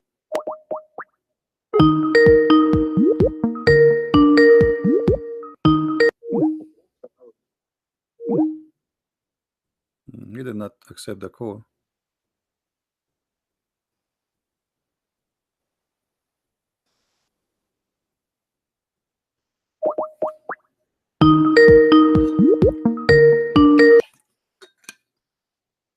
Hello. Yes, Mr. Muhammad, how are you? Yeah, I'm good. Close your camera, please, if you don't mind. Thank you. All right. We have a hadith here. We asked your brother, he could not answer. It says that Allah, his throne was above the water before he created anything. Do you agree with that? Yep. Where was that water? So it was in a place where it's beyond our imagination. We can't comprehend it. Okay. So Allah has a throne above the water. Yep. What is above Allah? Allah does have a direction. So He does have a place. No, there's direction. Because if you say to me, okay, if I say now, let me draw something in the screen. I don't know if you can see my screen. If I say that this is the water, okay, this is the water, and then Allah throne is here above the water, okay, that means we have now direction. We have down and we have up. Yeah, so we have a direction of we have the direction of the throne and the water. All right, but so we don't have the no problem. Yeah, we don't have So the direction of so no problem. Allah. In the direction of above the throne, what we have above the throne? Nothing. Like, is that are you speaking of knowledge or speaking like you're just guessing? No, this is with the verses of Quran where Allah says He does istawa on the arsh. We say that refers to like His authority. So we don't say literal, and it's not like literally Allah sitting or something like that. No, it says that He is sitting because the Quran says, you see the word istawa, it's mean He level Himself. It does not mean that not He sat, it's set. And same time the Quran says that Allah is carried by 8 mountain goats. 8 what? 8 mountain goats. The 8 angels, the carried the throne. They are mountain goats. How they mountain goats? Well, I don't know. Your prophet, he says that. Are you making fun of your prophet, my friend? Let's have a look. Okay, let's see.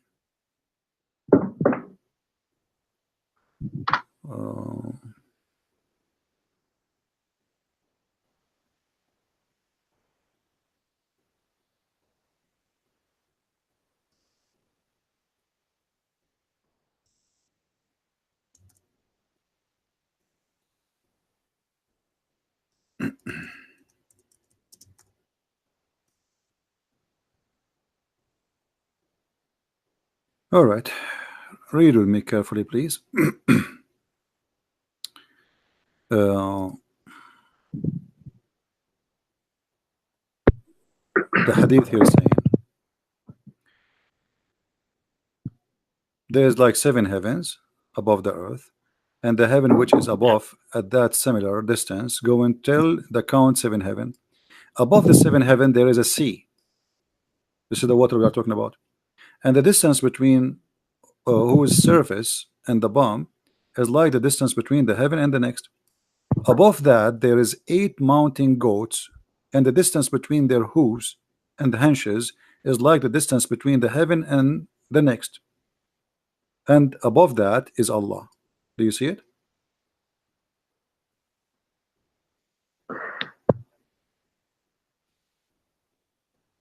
So Allah is carried by 8 mountain goats. But it doesn't say he's carrying anything. He's saying that above that, that 8 mountain goats, he is the distance between. He is above them.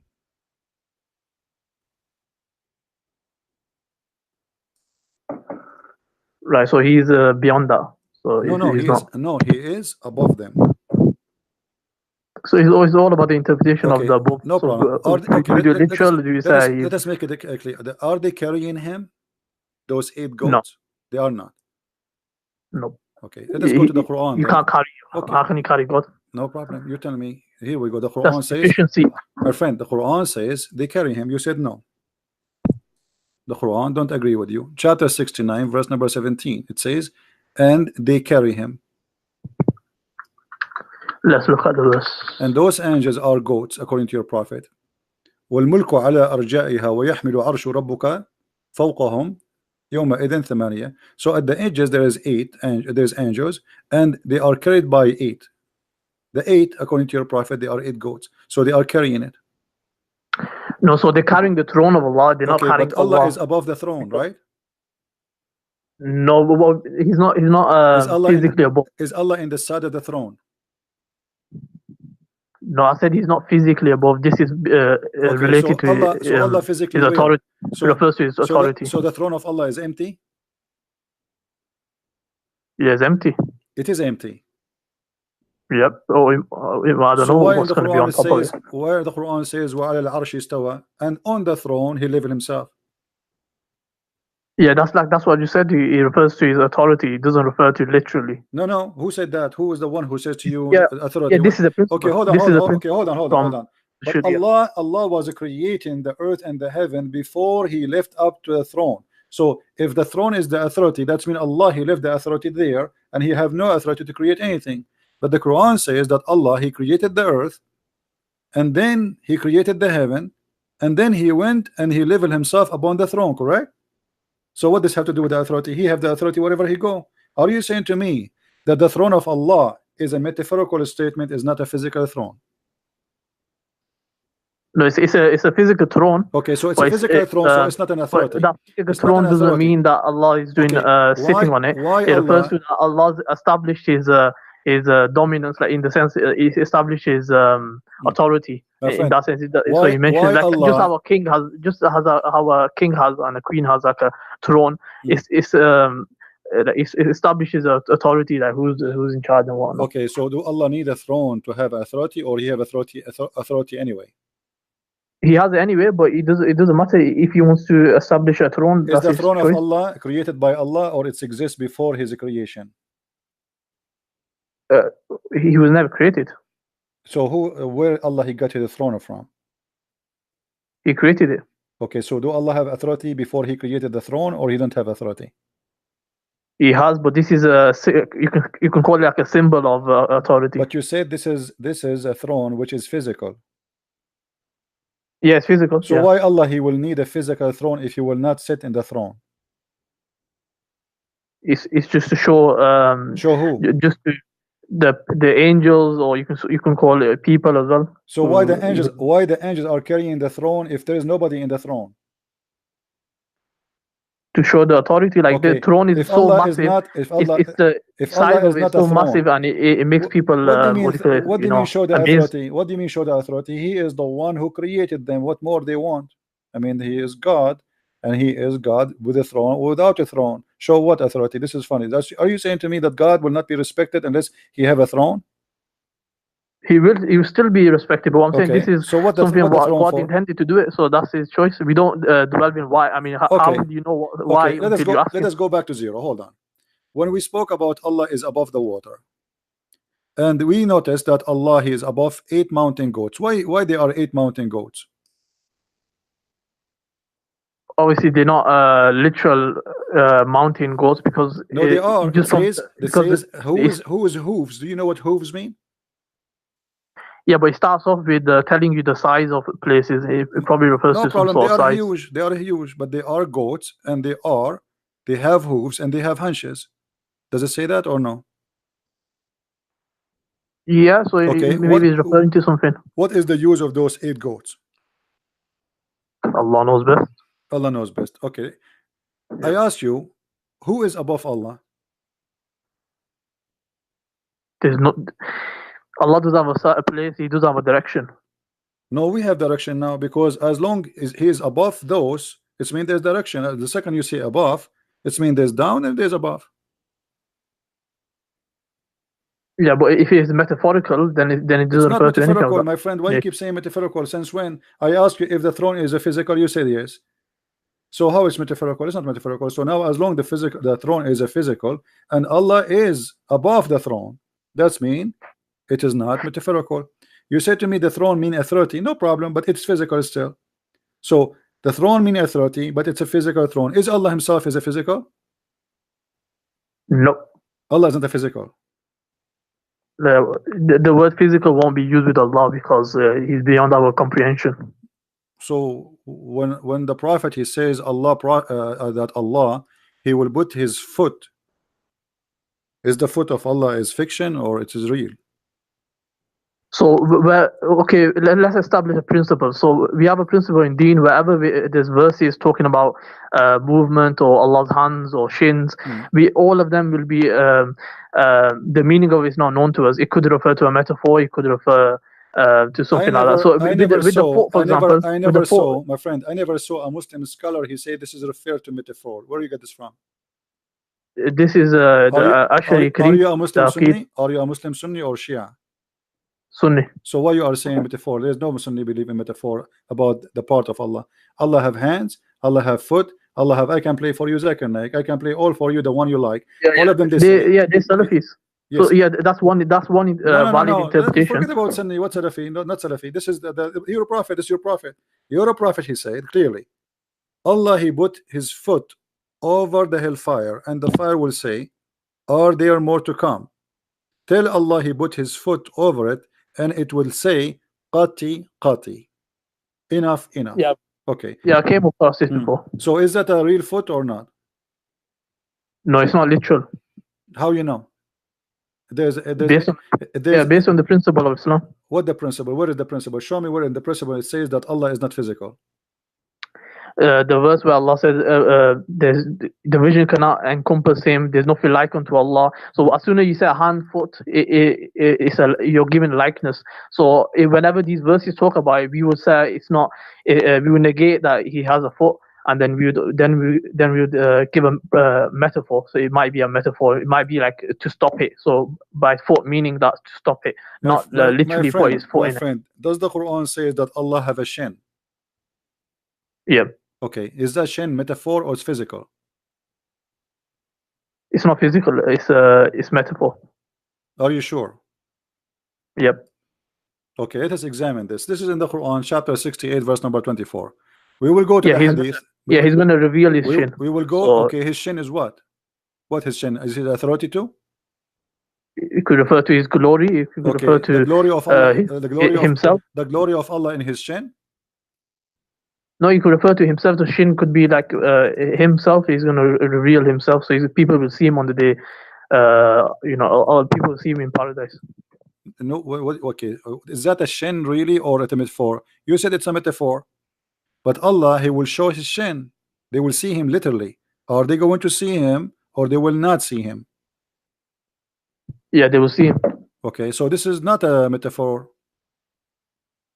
I'm saying the shin refers to himself. It's not literal shin. What do you mean? It's not literal. They will see him. They will see him as a shin.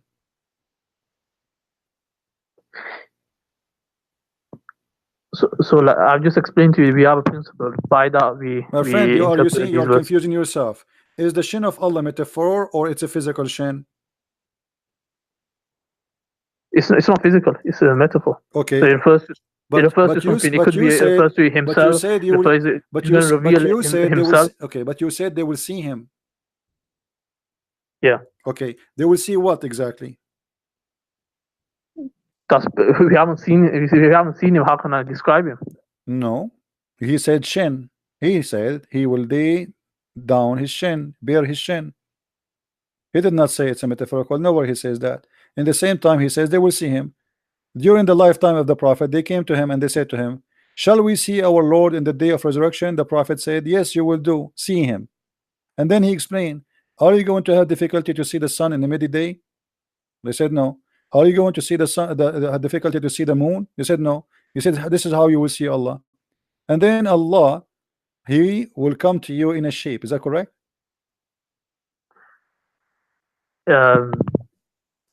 So the narration says something like that. I'm asking you, do Allah have a shape? Nope. So this is beyond this narration is beyond our comprehension. How will it happen, a house and whatnot. So I thought in my understanding that Allah has a shape. So anyone who believes that Allah has a shape is wrong. Yeah. Okay. They're wrong. They can't believe that. All right, guys. Did you hear it? He said anyone believe that Allah has a shape is wrong, and obviously he's have a false teaching. That's Muhammad, because Muhammad is the one who says Allah will come to them in a shape other than the one they saw first time. Read it with me.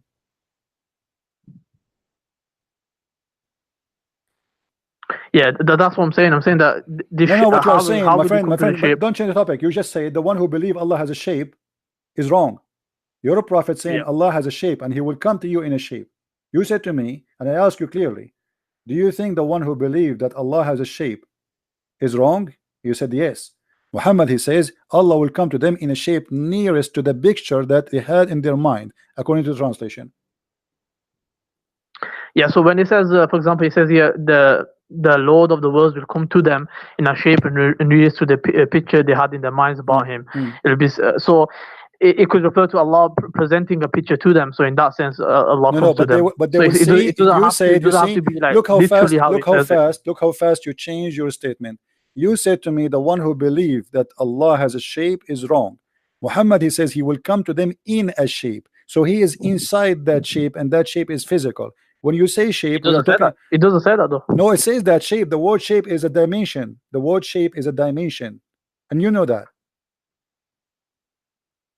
Yeah. So I know the shape.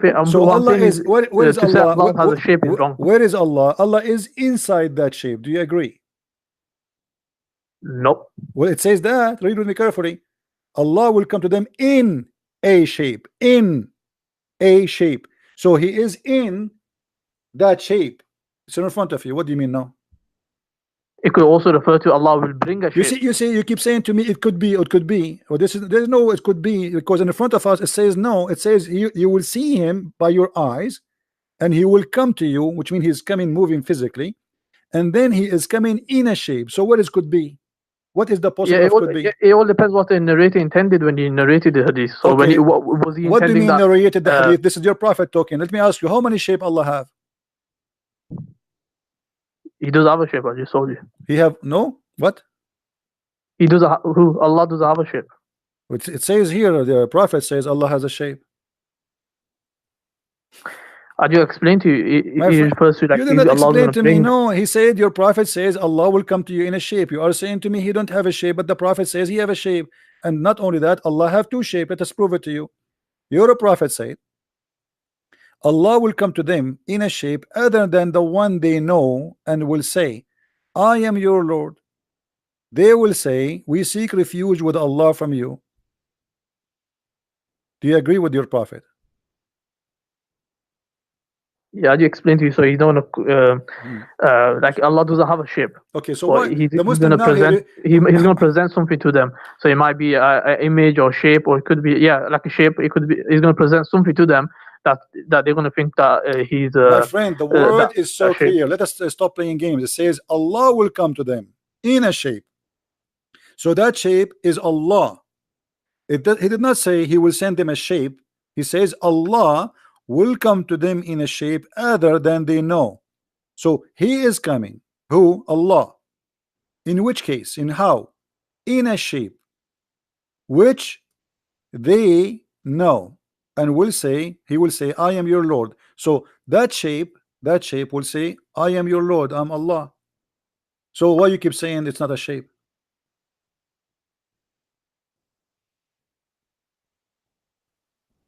Okay, I'll look into it more, find out what's the explanation for this. No problem. How many shape Allah he have? He does have a shape, I'll just explain to you.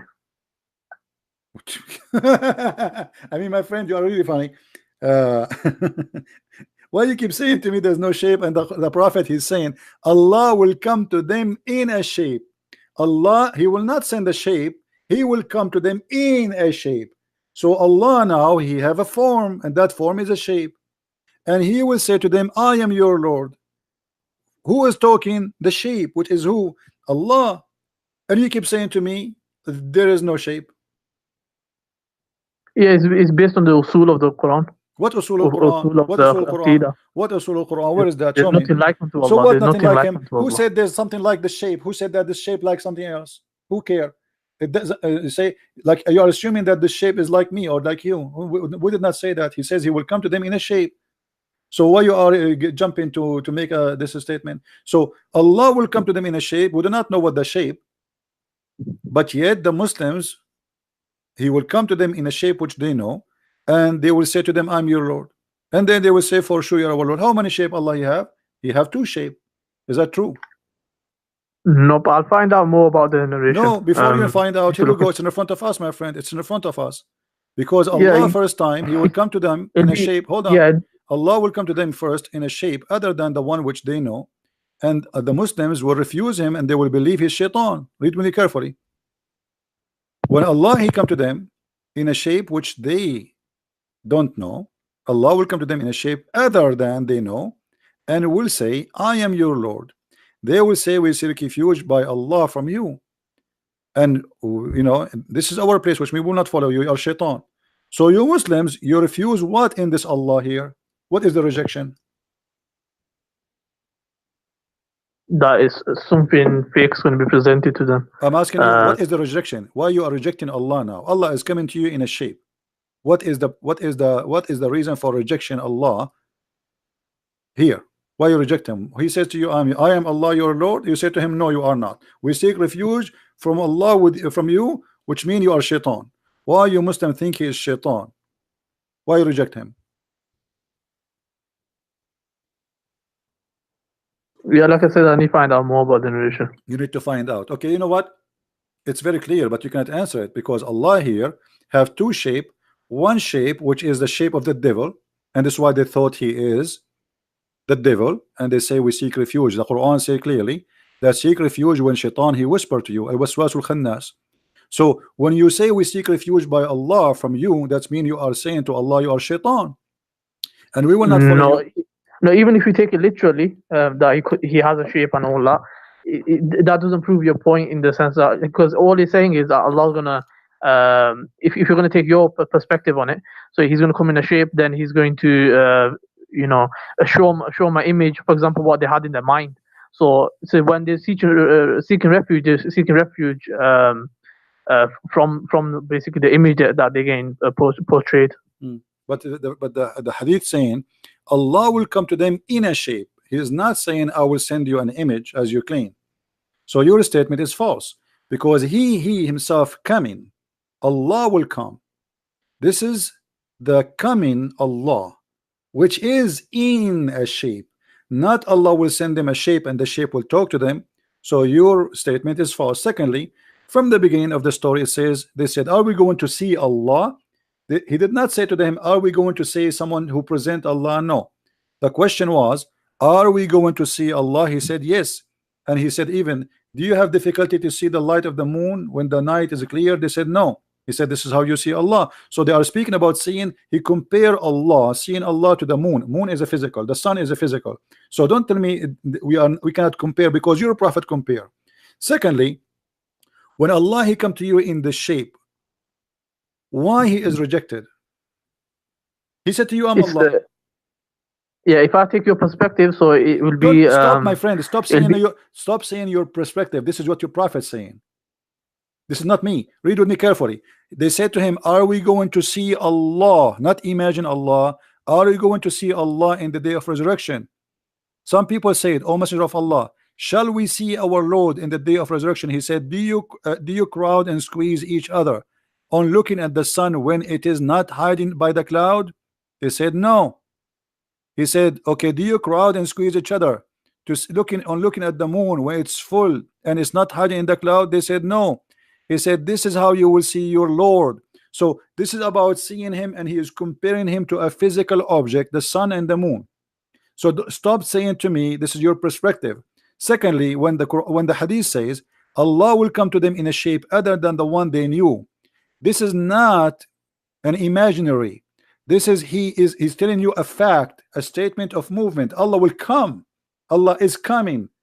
Allah is not appearing. Allah will come. Allah will come to them in a shape other than the one they know, and he will say, I am your Lord. In return, the Muslim will reject Allah, and they will say, we refuse you. We seek refuge by Allah against you, which means they believe he's a devil. Question: why they refuse Allah? so they don't refuse Allah. They refuse the image that's like other person or whatever in their mind. Thank you, guys. They refuse the image of Allah, the shape of Allah. Why they refuse the shape of Allah? No, this I'm just saying that that's your perspective. So I'm commenting on that my perspective. This is not my Even then perspective. you're wrong. Even then you're wrong. It's in the front of us, and stop playing games, please. It says he will come to them in a shape. Who is the one is coming? It's not an image walking by itself. It is Allah coming. Allah in that shape. And yet the Muslim, they will reject that shape. Why?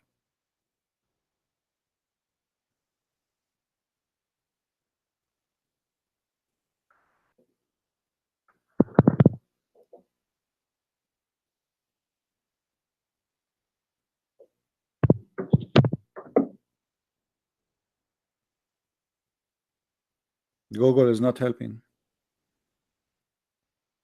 I've already answered that. Yalla.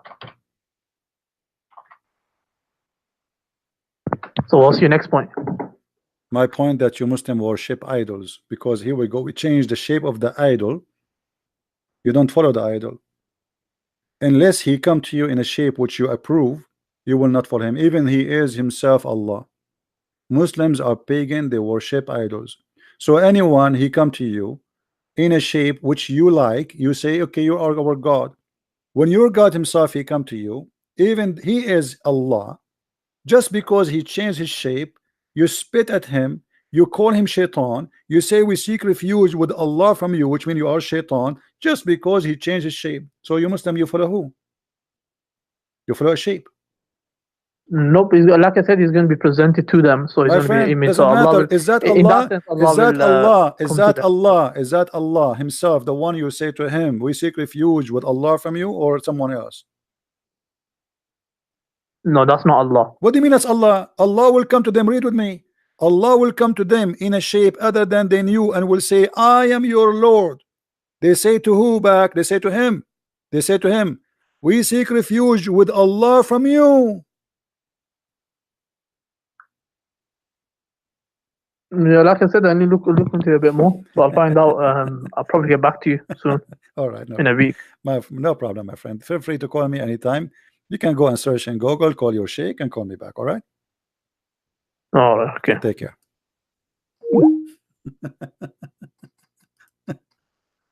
Followers of shape. Followers of shape. Pagan. The pagan god, he changed his idol. They don't like it. They throw rocks at him. And they don't like the shape of Jesus. We refuse him. We follow shape. We are people who worship shape, follow shape, bow down to shape. And if that shape did not come to us as we like that shape, we will throw rocks at that shape, even if it's Allah. This is what the story is saying. A clear proof that Islam is a big fat cult.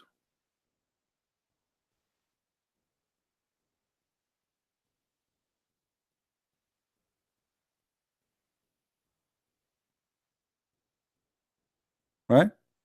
It's obvious. And no wonder you refuse Jesus. You don't like his shape. He come to you as a man. You refuse Allah himself. So why you will not refuse? If you agree that Allah is your God, yet just because he changed his shape, you spit at him. That's the whole crime Allah he did now here. What he did, he just changed his shape. Muslims do not recognize their God by anything except the shape. This is what the whole story is saying to us. We are shape followers.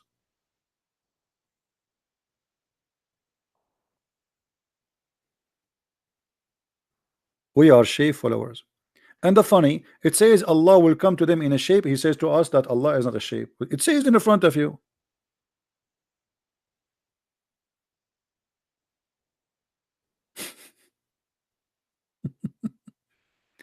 And yeah, obviously Allah is inside his creation because Allah, when he changed the shape, he create. And by the way, what happened to the first shape? When Allah he have the second shape. Now Allah have two shape. What happened? We have two Allah now. We have two Allah. And why Allah is doing this? Secondly, if the Prophet of Allah he says to us that Allah will change his shape in the judgment day, why we will say to him, you are not our Allah? I mean, the Prophet he told us he would change his shape, so we should say, yeah, we know the game already. It's like we watch a movie before it happened. You know what I mean? As long he told us what Allah will do, why in the day of resurrection we will say to him, no, no, no, you are not our Allah. We know Allah. He told you that this is Allah. I mean, do you see how silly the story, guys? People, do you understand how silly the story? It's like saying to you that the Christian prince he will come to the house tomorrow and he will be wearing Santa Claus clothes. And then when he come, you say to him, you are not a Christian prince. He told you this is a Christian prince. He's just wearing Santa Claus clothes. What you are saying to him, you are not Allah. He told you. What a stupid story. So now we know that he is Allah, yet we are going to say to him, you are not Allah.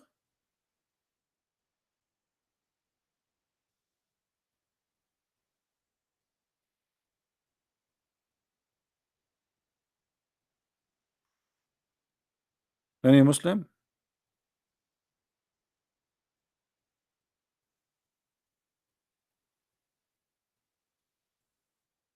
And when Allah he changed his shape, they will say, oh, for sure you are our God. He say, I am your Lord. And then Allah will come to them in a shape they know. What is the shape you know? What is that? What is the shape you know? Giraffe? Elephant?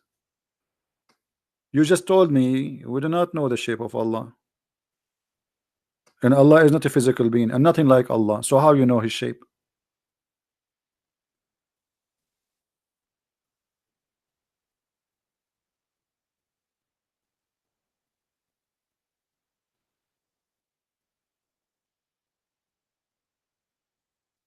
Do we have any Muslim feel like you want to leave Islam? As usual. Who's next want to leave Islam? This is religion. This is the most confusing, funny, stupid stories. So they say to us, how you worship a man? And we don't worship man. We worship God. Can God be whatever he wants? Can God be a man? Or he cannot. So when Allah he become that shape, can he become that shape or he cannot? They will say, yeah, he can, he can. And whatever that shape is, obviously it's ugly because he is ugly to the point they reject him. To the point they thought he is shaitan. What? He have horn? He have two horn in his head? His shape is rejected to the point they believe he is Satan. What is that shape? And why Allah even doing this game? What the point? What the point of this?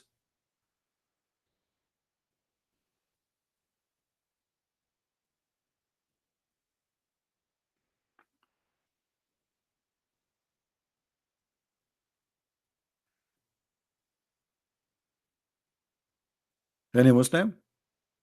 Well, all Muslims, they make video, they say Christian Prince is wrong, but nobody can answer me. I go to sleep, they start making comment. When I am live on air, as you see, I need to search.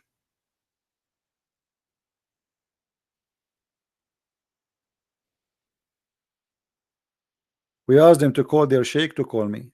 Their sheikh, they start shaking.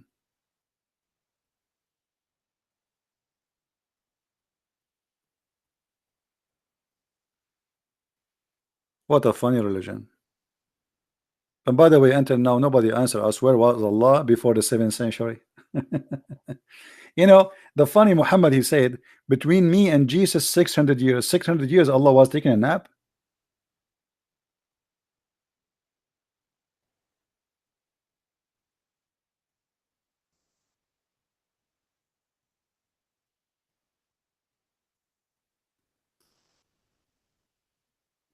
All right, let's see this gentleman here.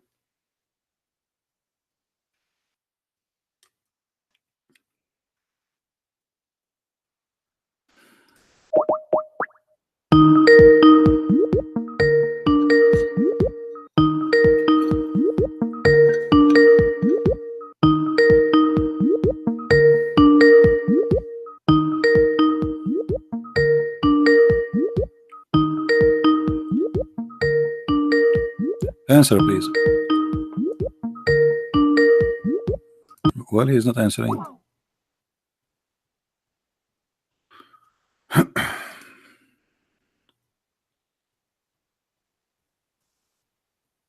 What do you think, Muslims?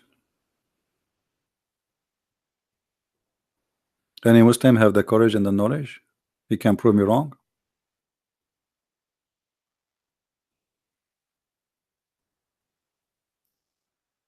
This is a very stupid cult. And look how the Muslim, they try to make it like they water the question. Maybe it could be. It could be maybe, you know, maybe religion of maybe. When they want Allah have a shape, when they want Allah don't have a shape. Is the one who have a say Allah has a shape is wrong? He says yes. We showed him that he's a prophet saying that. He said it doesn't say that because now it's too late. No, it says that. Fahim, I contacted you before. I called you before you start playing for me love songs. Obviously, you are from San Francisco, Fahim. When a man he play for a man love songs, obviously something wrong with him. Do you remember Fahim? Fahim is a Muslim guy who play for me love songs. He challenged me to call him. I call him. He play for me love songs.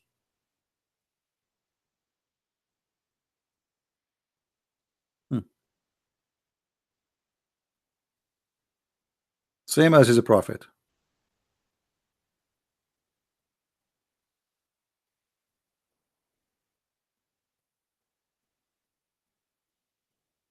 What do you mean I have not done Zakir Naik? You are late. We called Zakir Naik and he answered and he told me if you call again I will call the police for you.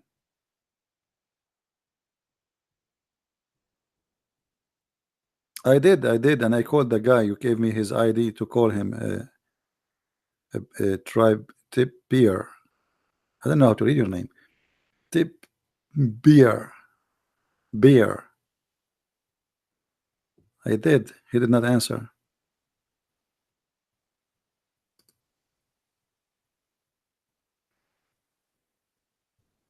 And actually, Zakir Naik, if he come here, he can destroy us, all of us. If you remember when they asked him why a Muslim woman she can't be a prophet in Islam, you know, he gave him an amazing, beautiful answer. The sister they ask a question.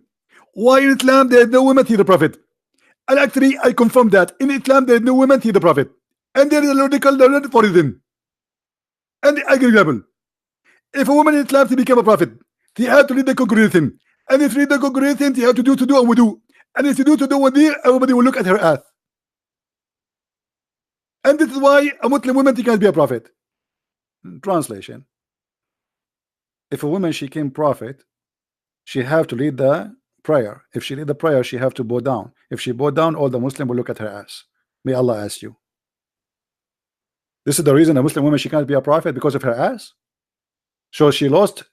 She's overqualified, or she is not qualified.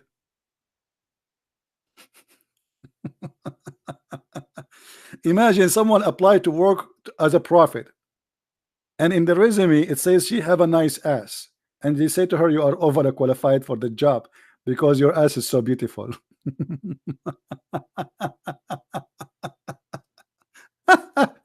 And the Muslim like, wow, look brother at this answer, brother. Did you see, brother? And the other Abdul like sitting like next to other like, brother, how he can come with this? This is genius. Our brother here is a genius. What a crazy cult. And by the way, even the hadith confirmed that the Muslims, they cannot pray to Allah if they see a nice bum in front of us, in front of them. If you remember, a bunch of Muslims, they come to the Caliphate Uthman, and they told him, we have an imam who is an imam of a fitna, which means imam of temptation.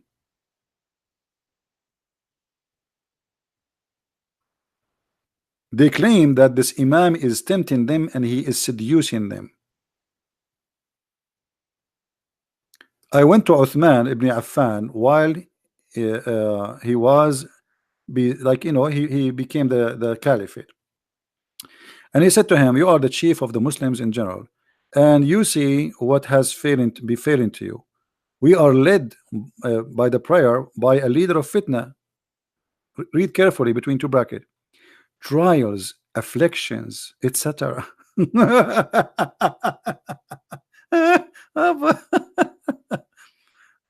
And what's wrong with him? He is an effeminate person. He is what? Effeminate. And the caliphate says, oh, still you have to pray behind him. Question to the Muslims: how those Muslims are tempted by a man who is a feminine man, a gay? How they are tempted unless they are gays too?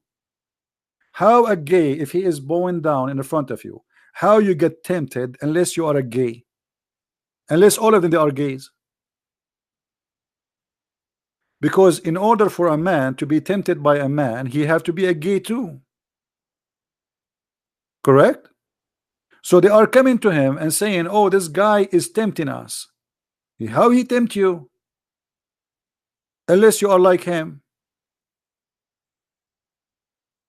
So supposedly now they want to show the caliphate that they are not gays. The imam is gay, but obviously you are gay, and the caliphate is a gay because he said there's no problem, pray behind him. So what?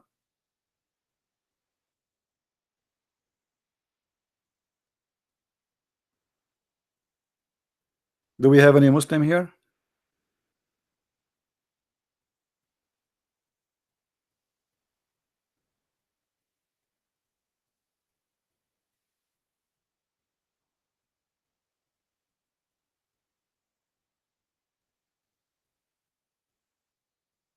When a man he got tempted by a man, obviously he is what he is. I understand that a man can be tempted by a woman. That's normal.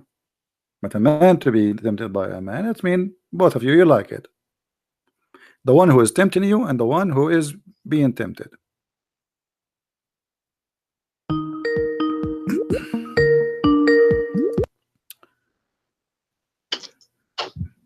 Hello. Assalamu alaikum. Wa alaikum. Thank you. How are you? I'm fine. What do you want to say to us? What was that? So are you a Muslim? Yes. You are a Muslim? Yes. I know, I was looking at your text. Are you sure you're a Muslim? I think so. You are laughing. That's what Allah told me. No. I know, I sound like you are just calling to be a comedian. Are you No. really a Muslim? Yes. Okay, what do you know about Muhammad? But Muhammad? Yeah? He's a messenger of Allah. What his message? His message is that there is no God but Allah and Muhammad is his prophet. What does that mean? It means that there is one God and that Muhammad's message is the authentic message of Allah. So there is one God. So why Allah he says he is the best of the creators? It's symbolic language about the angels. What about the angels? That they are co-creators with Allah. The angels, they create too? With Allah, they Really? help form. Okay, Yes. what they create? What the angels create? So they help him create the world. Really? Like what? Where do you get this information from? It is from Allah Himself. Where? He speaks to me. Where? Allah, He speak to you?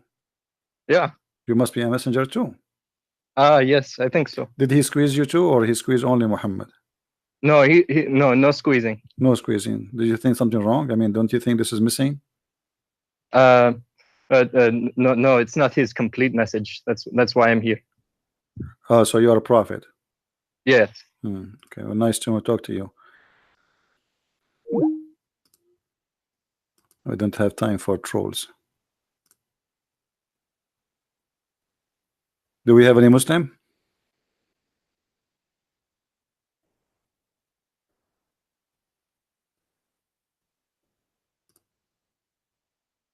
Anyone?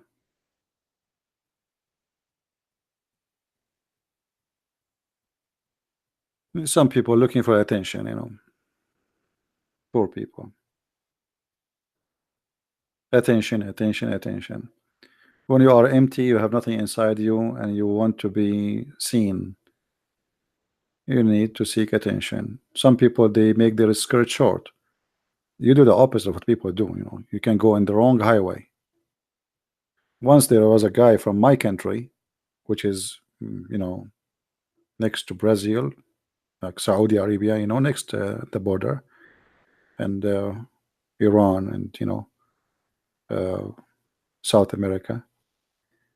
He was driving in the highway in America, and he heard in the news the radio station saying that attention, attention, there's a guy driving in the wrong highway, etc. So this guy, he was saying, he's an Arab like me. He was saying to himself, stupid station. One only, say two, say three, say four, say five, say six, say seven, say eight. It's not only one in the wrong direction. All of them, they are in the wrong direction. Because obviously he is the one taking the wrong highway, and now he is thinking that all those people are coming in the wrong way. Hello?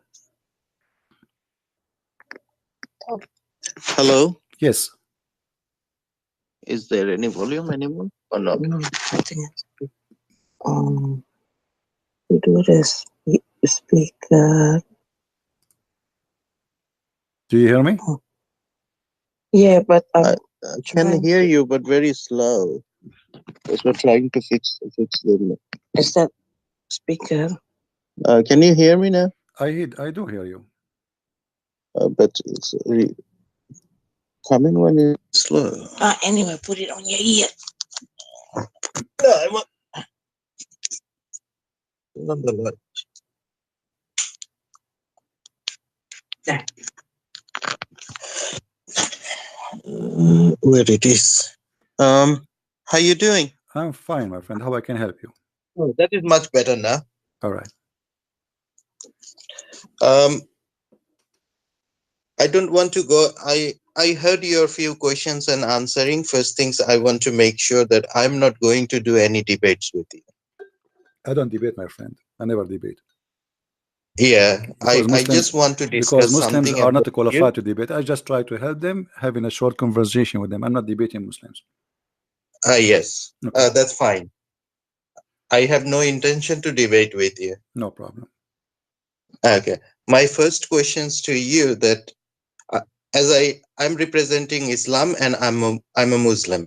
What does that mean? What does that mean? You're a Muslim? That doesn't matter. No, I am a Muslim. It matters. I want to know what you say. I'm a Muslim. What does that mean? I am following Islam. What does Islam mean? Islam means peace and obedience. Where it says that? Hmm? Where it says Islam means peace? Where do you get this from? In the dictionary. What dictionary? I am an Arab. We don't have such a thing in dictionary. The word Islam in Arabic means to surrender. Okay, there are a few meanings. It could be multi-meanings. No, The word peace in Arabic is salam. The word Islam Yeah. is totally the opposite of salam.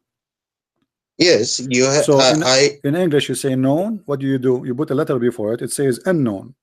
So Islam is not salam. It's the opposite. Islam.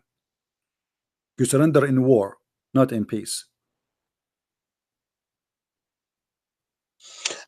that is the things you are from Arabic. You are telling one side meaning. There is another meaning that the rest No of the problem. world knows. I'm asking you to show me where you get from.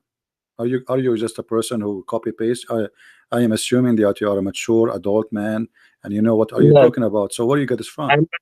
Okay, okay, fine. We will stop that matter here. Okay. I will call you back later on, and I will find where it says that Islam means is peace No problem. and obedience. Okay. Okay. Okay. I'll find, and then I will come back to you. We will stop here. Don't hang up. And No, now, no. Okay. What do you want to say to us? Okay. I'll call you back tomorrow. I'll call you back No, tomorrow. I no, will no. do some Continue. research. What do you want to say to us? I want to hear you. You call me. I want to hear from you. What do you want to say to us? Okay.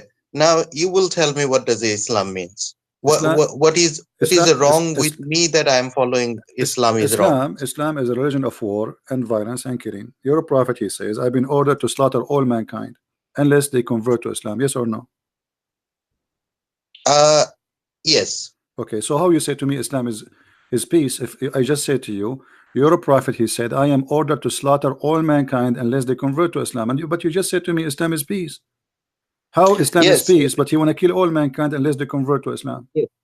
That is based on the situation. What It's situation? not today and not about now. Doesn't matter. It's Islam is what is given to Muhammad.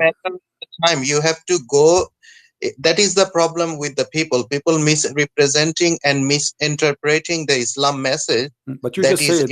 But you just said after I said to you, the Prophet said, "I've been ordered." Saying that what was the contents? My friend, you are the one who said to me after I said to you. You are the one who answered. I said, your prophet says, I've been commanded to slaughter all mankind unless they say that Allah is God and I am a prophet. And you said yes. So what misinterpretation and mispresentation? Muhammad, he mispresent Islam? You agreed. You said yes. Allah ordered Muhammad to slaughter all mankind. Okay, what kind of a prophet he want to slaughter all mankind just because they aren't Muslims? Look, you are a very knowledgeable person. You did lots of research and you are doing it. I'm just a normal person. I'm not a scholar. My friend. I'm trying to talk to you as an adult. I'm not attacking you. I'm not insulting you. I'm having a nice conversation with you. Hype me up. Okay, I'm helping you. No problem. So I'm talking to you. You are a smart person. And I'm asking you, like it's just a conversation. It's not a debate. So as long Islam means peace, as you said in the beginning. But Muhammad, he says, I'm going to kill everybody unless they convert to Islam. What is the peace in that? First, I have to know that why he says that, and when he says that. He said that clearly. He said why. He said, I mean, you are saying to me, I need to know why he said that. He told you why. He said, unless they say that there's no God but Allah, and then they pay me the money, and then they pray as we pray, and then they slaughter as they slaughter, and they face the Qibla, which means the Kaaba, and then if they do that, only if they do that, I will stop shedding their blood and their property is protected. Where it says, can you give me the reference, please? I have to have a look. I don't know. No problem. That. Do you see my screen? No. Cannot CP because it's on my phone. Okay, I cannot show him. I will send you the link. I will send you the link. There's many references, but I will show you the accurate, sahih, correct ones, and you can read it when you want. Oh, sorry for that. Anyway, can you tell me the statement again, please, if you don't mind? The Prophet said, and I'm reading in front of us, he said, I have been commanded that I should fight against people till they declare that there is no God but Allah, and when they profess that there is no God but Allah, their blood and their richness granted protection in my behalf, except where is justified by Allah. So Muhammad, he says that this is Sahih Muslim, hadith number 21c, and we can show you more hadith. There's endless of them. The Prophet, he says, Sahih Bukhari. Sahih Bukhari is more authentic than Muslim. I'm sending you a link now in your Skype, so later you can open them and you can take a look. It says, the Messenger of Allah, he said, I've been ordered to fight. The word fight here is coming from the word uqatil, which means fight, to kill. So I've been ordered to slaughter all mankind. Tell the people say, none has the right to be worshipped but Allah, And if they say so, pray and pray like our prayer, face the Qibla, and slaughter as we slaughter, which means not only you have to say the Shahada, you have to pray as he pray, you have even changed direction of the prayer, and even the food you eat, you have to slaughter as he slaughter, and then only then their blood and their property will be secured from us, which means Muhammad will not rape your wife, will not take your children as slaves, and he will not cut your neck. Only then. Muhammad here saying, if you don't do that, I'm going to take your money, I'm going to take your blood, I'm going to rape your wife, and I'm going to kill you as a man. And yet you say to me, Islam means peace. And all of this why? Because you are not saying Allah is God. Yeah, true. Okay, so how Islam is peace, as you told me? I didn't see anything wrong that you state. I mean, what is the peace, my friend? Where is the peace? What do you mean we're wrong? So now, because you don't believe in Jesus, can I go and kill you and rape your wife? Is that okay for you? You are saying it's okay? No. Okay. So why it's okay for the prophet? Why it's okay for the prophet to rape my wife, to take my blood, to take my property, to take my children's, just because I don't want to believe in Allah? You are saying it's okay. There's no problem with that.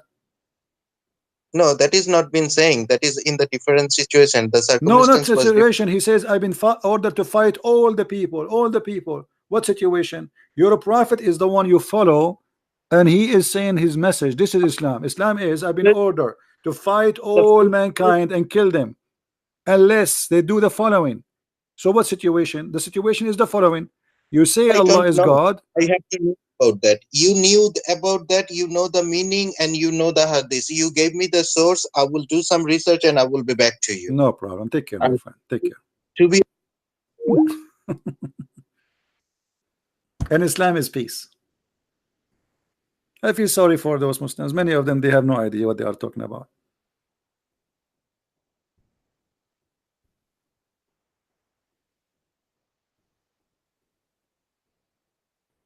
I feel sorry for you, honestly. I don't think you're a bad person. I think you're just fooling yourself, going in denial, and you say, what's wrong with that? I mean, what's wrong? Don't you want to use your brain? Use it. God, he gave you a brain. And you know, and the funny, he says to me, Islam means peace. And then he agreed that the prophet, he want to kill everybody. I mean, do you see how much peace is that? The prophet, he will rape your wife, he will take your children, he will take your money, he will steal your house, he will steal your property, he will enslave your children. And if you say Shahada and do slaughter as he slaughter, and you pay him money, and then he will not kill you. Islam means peace. Yet Islam means peace.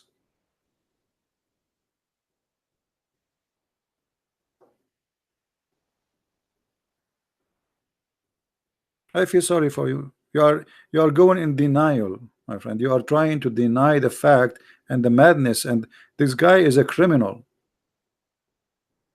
Imagine now we say, okay, we are America, we have the most powerful weapon, America or Russia, and now all of you, we have 24 hours. Either you convert to Christianity, or we are going to come and destroy you and take your money and blah blah blah blah blah blah blah blah, and then we say Christianity is peace. And actually, if the Muslims have the weapon which America have and Russia have, trust me, the whole earth is going to convert to Islam in 2 days. Because either you convert or you die. Thank God they don't have those weapons. And actually, if they have this weapon, the first thing they will do, they will kill each other. Both of them now, Sunni and Shia, they are making weapon to fight each other because they hate each other. Islam is peace.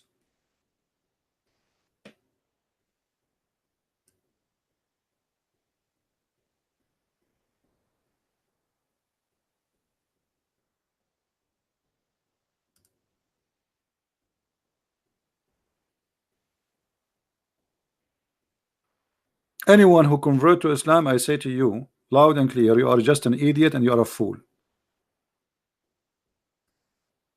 I don't decorate the words. I say it as it is. Because how you follow such a man?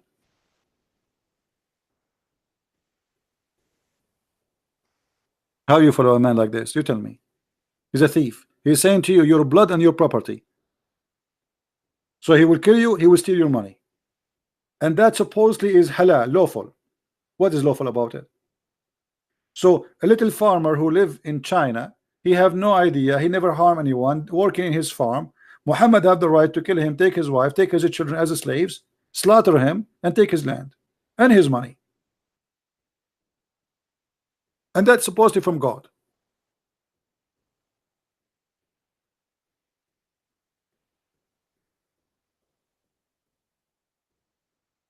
Somebody says to me, let me show you what this guy said. His name is a free bird. He said, when the angel of death when the angel of death come to you, you will cry.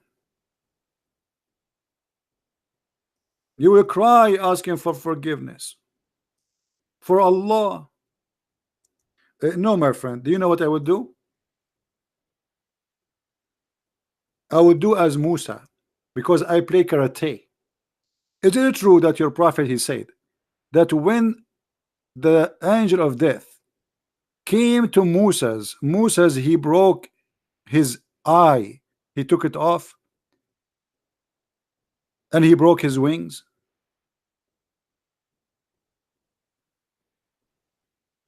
Huh?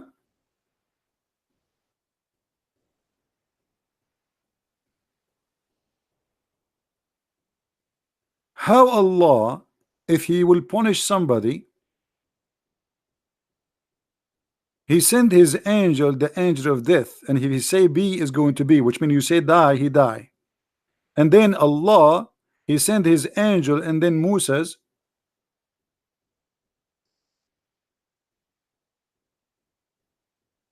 he beat up the angel and he take his eye off, and then the angel, he went back to Allah and he said, you send me to a slave who don't want to die. Well, I am a slave, I don't want to die.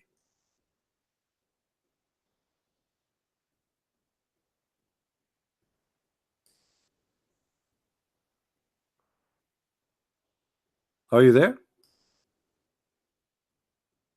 Read and laugh. This is your prophet in the story. Abu Huraira reported that the angel of death was sent to Moses, peace upon him, to inform him that his Lord summons. When he came to Moses boxed him. Moses what? Moses, he boxed the angel of death, and his eye was knocked out. He, the angel of death, came back to Allah and said, you send me to a servant who do not want to die. Allah restored his eye in its a proper way. Boing. What is that? Allah, he restored the eye of the angel back in its proper way. So the angel, he went to Moses because Allah sent him, and Moses don't want to die. I mean, what you can do about it? What you can do about it? You can do nothing. That's it. Allah, he sent an angel. Have you ever heard of an angel? He was sent by God, and then you hit him and you knock out his eye? Huh?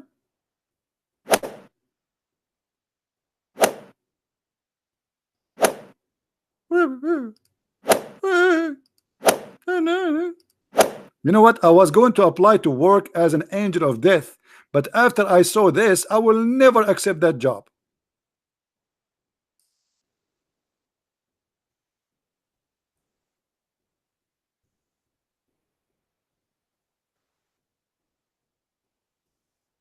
So don't tell me about the angel of death. And since when you can change the day you want to die? If Allah said to you, you will die here and that's it, you beat the angel and you send him back, and the angel, he went back, and my eye, look what you did to me.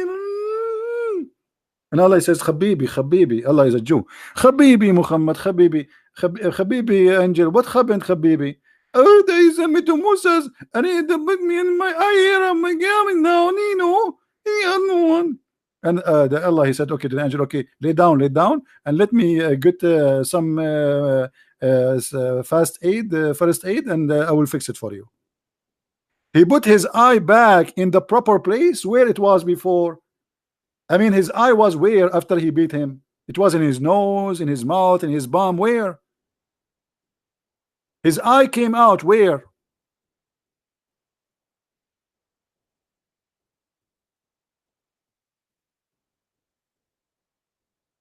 And you are threatening me that I will cry when the angel of death come? Must be true story.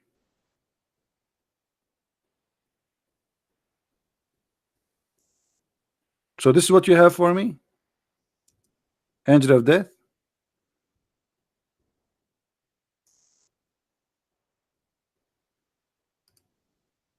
I thought you will find something better.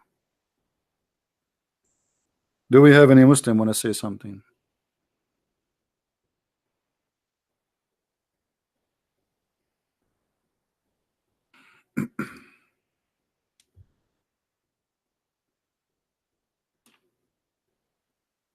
Anyone?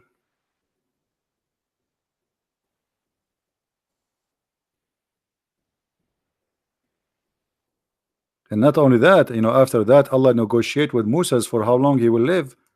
He sent him back and he told him, okay, you don't want to die? Okay, now put your hand in the top of this cow and you will live as many as the hair under the skin of your hand.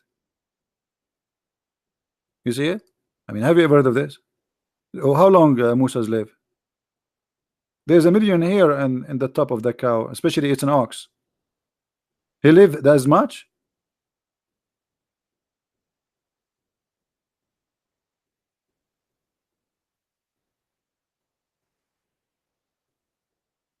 Do we have any Muslim? And by the way, for those who are asking about the angel of death, he is fine right now. I just spoke to him yesterday. He's doing fine. His eye, like, he have some pain. He have like a red spot there because Moses, Moses is a Jew and he was trained by the Mossad. And this is why, that's explain why he was hitting really hard.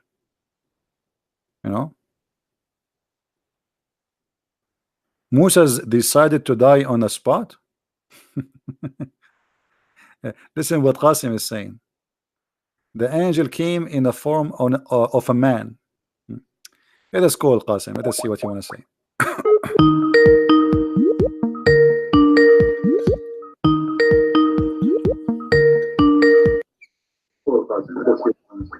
Okay, Qasim, tell us what happened. Mute YouTube, please. Yep. Yeah, what happened, Qasim? Explain to us. So Allah, he sent his angel to Moses. Yeah, so he came. He used to be the angel of death. Used to come in the form of a man in the previous time. So he came in the form of a man. Oh, and so Moses this is in the didn't know previous time. he was the angel. This is Moses didn't know he was the angel, so okay, he hold hit on. him. Where do you get this that from the previous time? So after this day, the angel, he don't come as a man no more?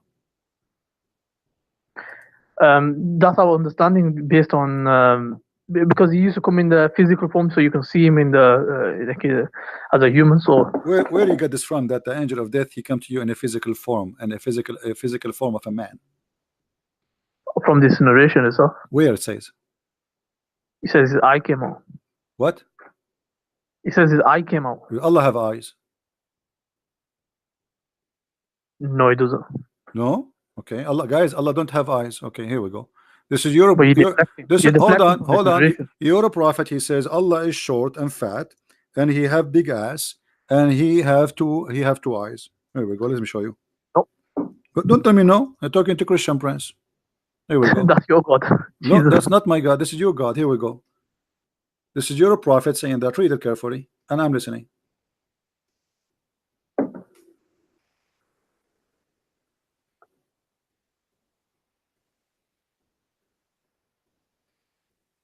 Read. I'm listening. Go. You speak English better than me. Go ahead. Yeah, so he says the Prophet ﷺ said, I have told you so much about the Dajjal that I am afraid you may not understand.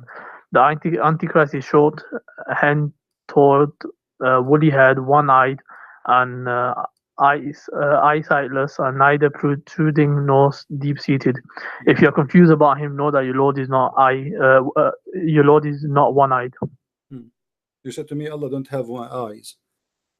Yeah. Your prophet confirmed. Your prophet he confirmed. No, yeah. You see, your prophet he confirmed that the only difference between the Antichrist and Allah is just the eye. And Muhammad is afraid that you Muslim you will be confused about how Allah look like, because he look exactly as that man. And the only difference between them, you should know how you can recognize him. You should know that your Lord is not one eye. So you said to me, Allah don't have an eye. You're a prophet. He say no, he have two eyes, and he look exactly the same as this guy, but the only difference between them and that guy is the eye. Right. So this is for emphasis. So it doesn't say your Lord. It only says that your Lord does have one eye, meaning that the Dajjal will have. He's gonna have one eye, and he's also gonna have another eye. Yeah, but it's gonna be. But your prophet, he says. But your prophet, he said, he's afraid. He's afraid that you might be confused. And he now he is. People can be confused. Okay, why you are comparing between Allah and a man, and why they will be confused about which one is Allah, unless Allah is a man too? If I have two character, one is an elephant and one is a rat, why I am afraid that you might think that the elephant is a rat?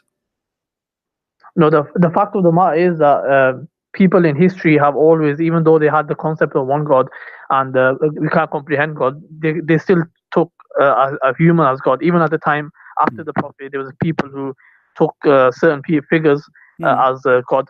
Muslim, and they were Muslims, but then what does have to do with one God and two God? Now this is not the topic. He is speaking about their look. He is afraid that he told you too much about the Antichrist, and now he's afraid that you may not understand. Okay, understand what? He is comparing between the Antichrist. The Antichrist is a man, correct? Yeah, he's a man. Okay, he's a man. So why Allah is compared to a man, and the difference between this man and Allah is one eye? If Allah is not a man anyway, I mean, why we are going to compare between this guy and Allah? He should compare between this guy and the Messiah, because in fact there's no Antichrist in the story here. This is a false translation. It says Al-Masih Ad-Dajjal. So the false Messiah, the guy he is claiming to be the Messiah, he is not claiming to be Allah. So why Muhammad comparing between him and the look of Allah? He should compare between his look and the look of the Messiah. So the interpretation that's going to be given is that this is emphasis on that Allah doesn't have any defect. But this is not the problem. He is saying he's afraid. He's afraid. He's afraid that you might understand about what? He's afraid that they might think that he is Allah. This is why he's comparing between him and Allah. He should compare. You see, the false Messiah, he claimed to be the Messiah. He is not claiming to be Allah supposedly. So why Muhammad is afraid that you might misunderstood who is the false Messiah, telling you that Allah don't have one eye while this person is one eye? So the whole story here is what to warn you that if you want to recognize which one is who, Allah, he look exactly like this man, but the difference between them that Allah is not one eye. So your God is short, he have a big ass, he have a curly hair, he have it says that in the front of you. Why? Okay, hold on. What you're doing is you're deducing that, but it's I am not. Okay, tell me why Muhammad is comparing the eyes of this man and the eye of Allah, and he is afraid that you will be confused. Confused about what? Right. So the what the Prophet is comparing is that your Lord doesn't have a defect. So one eye is a defect. Well, thank you very much. Allah don't have a defect, guys. This is a good news. I mean, this is funny. So you are telling me that Allah don't have a defect. This is not the purpose, because he can say Allah is perfect and that's it. But why he is comparing between him and the man? How you Muslim, you say to us Allah is not like anything. You just said to me just 15 minutes ago, you said that. So Allah is unlike anything. So what it's mean to say Allah is not one-eyed, comparing him to a fat short man? Why need to compare him to a fat short man? So the Prophet, he gave like an example for us to relate to. So he's relating that, look, this person will have a defect, but your Lord doesn't have any defect. So that's why it refers to when he says one eye. Okay, so what we learn from this now? So what we learn from this person have a defect, Allah don't have a defect. So what? But why he is comparing him to Allah? Is that an insult? when you compare a man to God and you say the difference between them is the eye. That means the other person, both of them, they are the same, from the same kind, from the same equality. The only difference between them is an eye. With the Dajjal, he's going to be able to bring the rain down, so, and he's going to be able to give life to the dead. Okay. So with all these miracles, okay, but isn't it enough? Isn't it enough to see that he is a man, to know that he is not Allah? If Allah is not a man and he is coming as a man, so we should know that this is not Allah, unless Allah is a man too. No, people can easily confuse it. That's the thing. Okay. So that's so why now if a it. man, he can bring rain from the sky, and he have an eye which is a problem, that's mean he is the false Messiah. Is that correct? Yeah, so he's a false Messiah. What if this guy, what if this guy, he go to Thailand and he fix his eye? Are you going to accept him? I mean, since when we know a person to be a false or not by the look of his eye? He can make a surgery. A person, according to your prophet, this person, he can cut a human being to pieces and he can put them together again. So he's extremely powerful. Can't he fix his eye? The one who cut a human being twice, he cut him by the sword and he make him two pieces and then he put him together. Can't he fix his eye? No, there's only certain things he can do. Ah, certain things like controlling the nature. I thought the one who can send down rain is Allah. Yeah, so this is a test for the mankind. No, that's why Allah. Okay, Allah, hold on. Okay, send him. Are you saying to me that the false Messiah is an employee of Allah? It's a test from Allah. This is not a question. Are you saying that Allah, he sent him, he worked for him to deceive us? No, he's going to be Allah will send him as a test. This, you see, you just keep saying to me he sent him.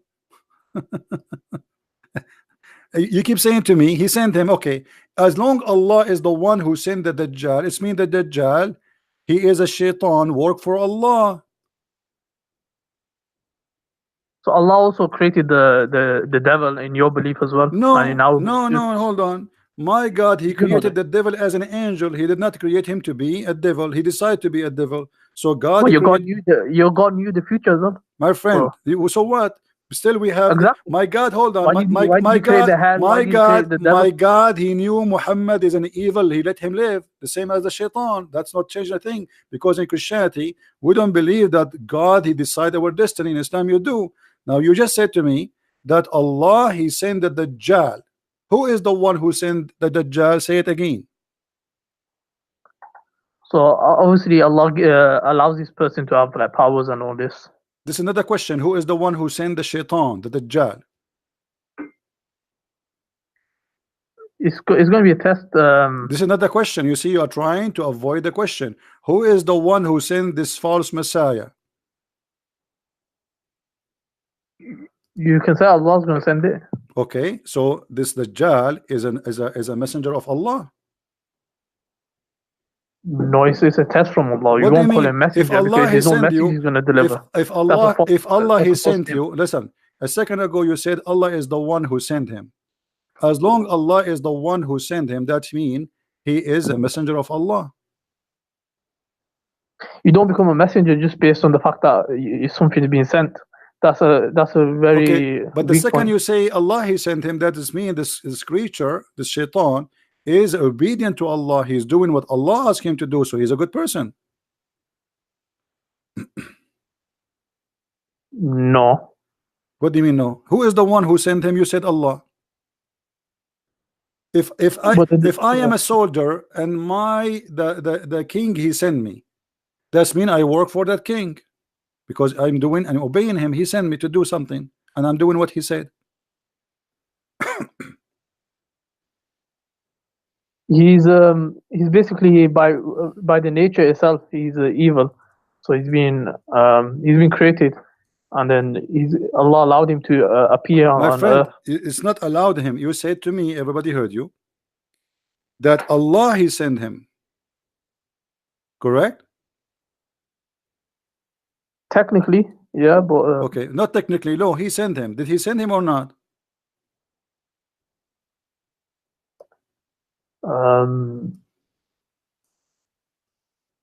Send him in what way? What do you mean To send him in deceive what way? us, to deceive us. You said to us it's a trial. Allah, he sent him as a trial, correct? Yeah, the test, yeah. Okay, so the Antichrist is a good person. He worked for Allah and his job is to deceive us. So the bad person is Allah. No, what I'm saying is he's going to be born, number one, and so he's going to. It doesn't matter. Allah Doesn't knows matter. that This is the plan of Allah. Allah have a plan to create this person. He will send him, and his job is to deceive us. So if the one who send like, okay, I send someone to put poison in your food, but I did not put it in my hand directly.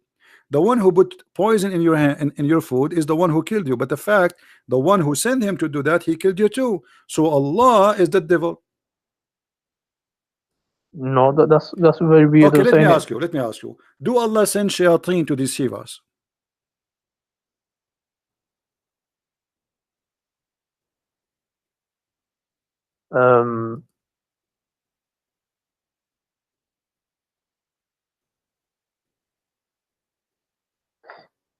What do you mean send? Like did he? Don't tell me what do you mean. I'm asking you. Do Allah send shayateen to deceive us? It's either you say yes or you say no. This is what it means. Do Allah send shayateen to deceive us?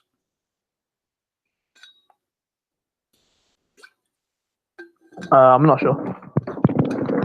Who is the one who sent shayateen? Do shayateen work for himself or he work for Allah? They don't work for Allah. They work for who? They work for the Iblis. Okay, and who is the one who sent Iblis to deceive us? Is that Allah?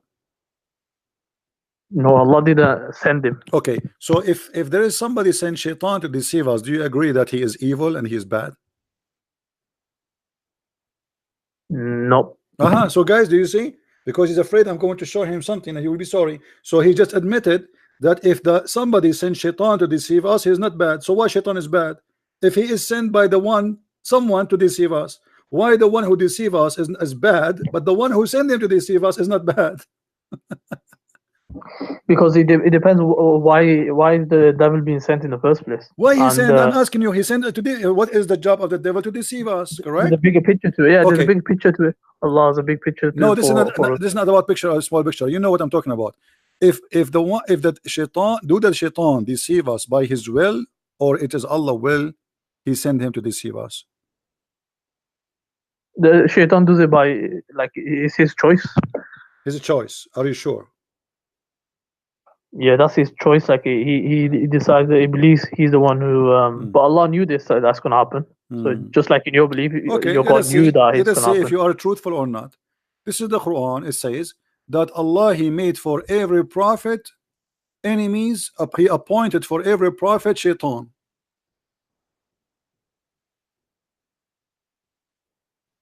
Who is the one who appointed shaitan? Allah. You say to us, lying. Sorry to say that it is not Allah who sent shaitan to deceive us. You said it's by his choice, but the Quran says, thus have we appointed into every prophet an enemy from the devil and the mankind. Yeah, so how does he appoint it? That's the question. So is he appointed them? You see, did he create it and then stop playing games. When I say appointed, it's mean I give command. He is the one in charge. He is the one who sent the devil. So Allah, he sent the devil to deceive people. And he here even speaking about sending shaitans targeting his prophet Muhammad. Is that correct? Okay, so the meaning of appointed is that I basically decided beforehand, or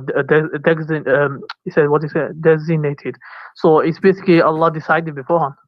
Okay, so here we go. So I said to you, if shaitan is doing what Allah want, why we think shaitan is bad? The fact the real shaitan is Allah. Because if shaitan coming to me, he's sent by Allah, and that means shaitan is a good person obeying Allah. He is a victim. In the court of law, if a soldier receive an order from his captain to shoot somebody, the one who should be taken to the court is the one who gave the order, not the soldier, because the soldier he have no choice. So according to the Quran, shaitan is a soldier of Allah and he is a good person. The real devil is Allah, for he is the one who decided to deceive even his prophets. No, so with the devil, he's by the nature itself, he's evil. So with My friend, with if Allah, the he's devil, the one who appointed him what as a by his test. nature, who is the one who appointed him? Allah. So it's not his nature who appointed him, because if this is by the nature, then the devil should not need Allah to do his job.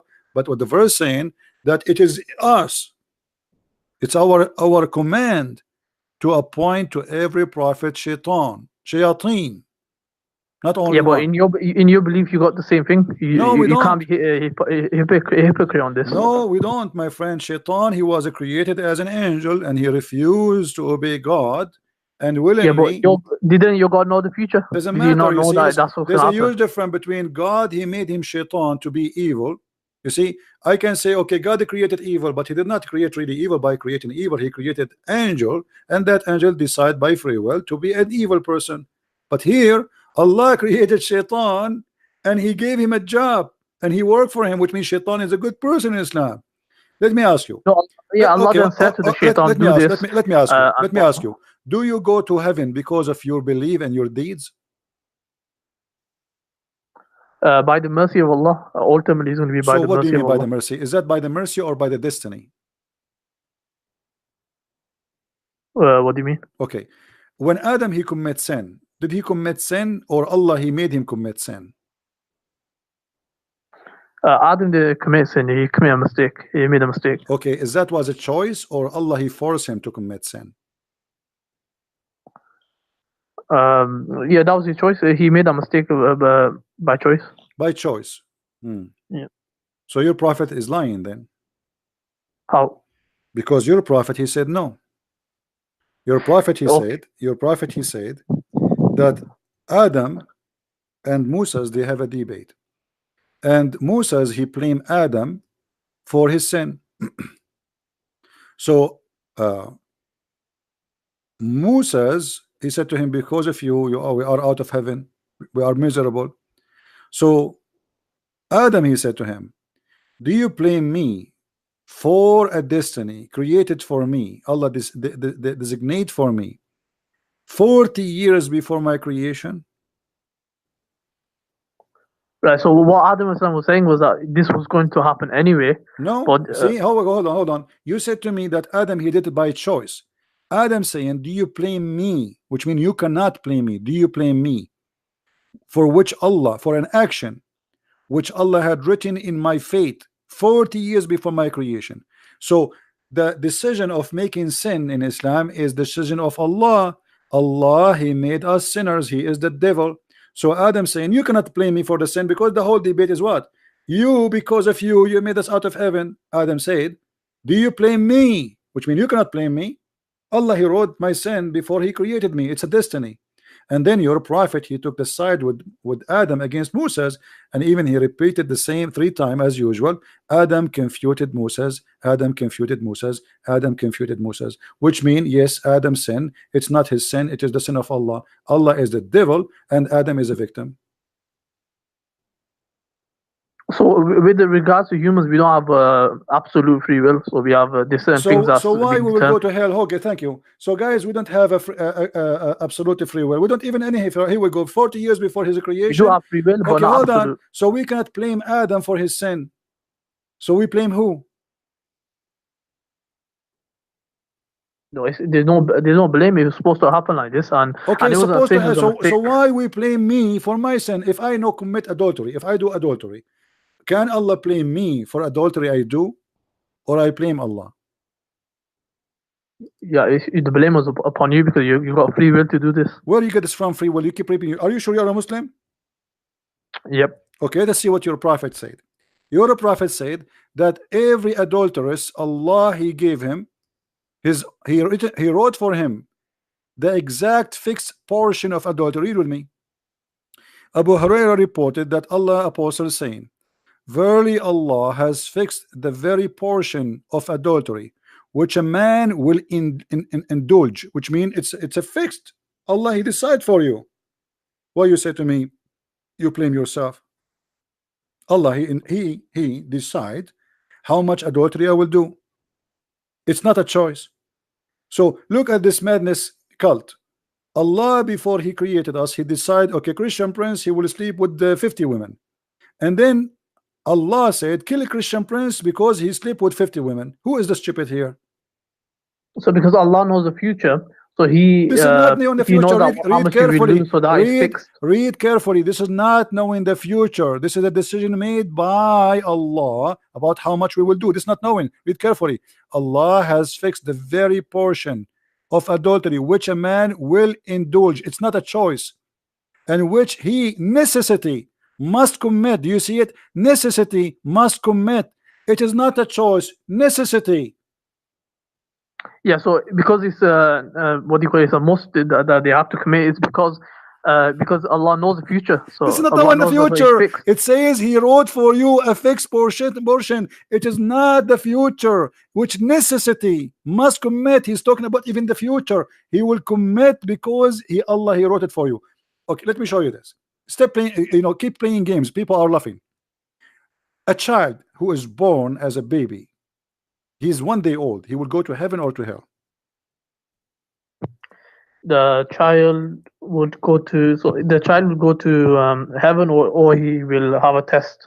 Some scholars have said that he's going to have a test on. A child, he will have a test. 1 day old, he will have a test. He's going to be. Allah will make him age forward, so he's going to have a test.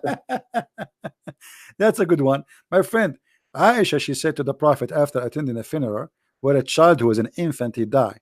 She said to him, this child, he will be a child of paradise, bird in the paradise. And Muhammad, he says it might be the otherwise, which means he might go to hell. So why the child will go to hell?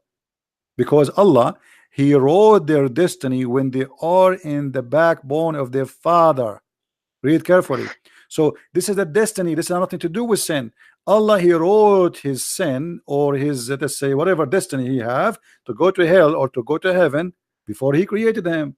So it doesn't matter he is a child who commits sin or not. Read carefully. Aisha, she said, Allah Messenger, there's a happiness for this child who is a bird from paradise, for it commit no sin, nor has reached the age when one can commit sin. This is the opinion of Aisha, and I agree with her. He said, Aisha, peradventure, it might be the otherwise. Otherwise? What is the otherwise?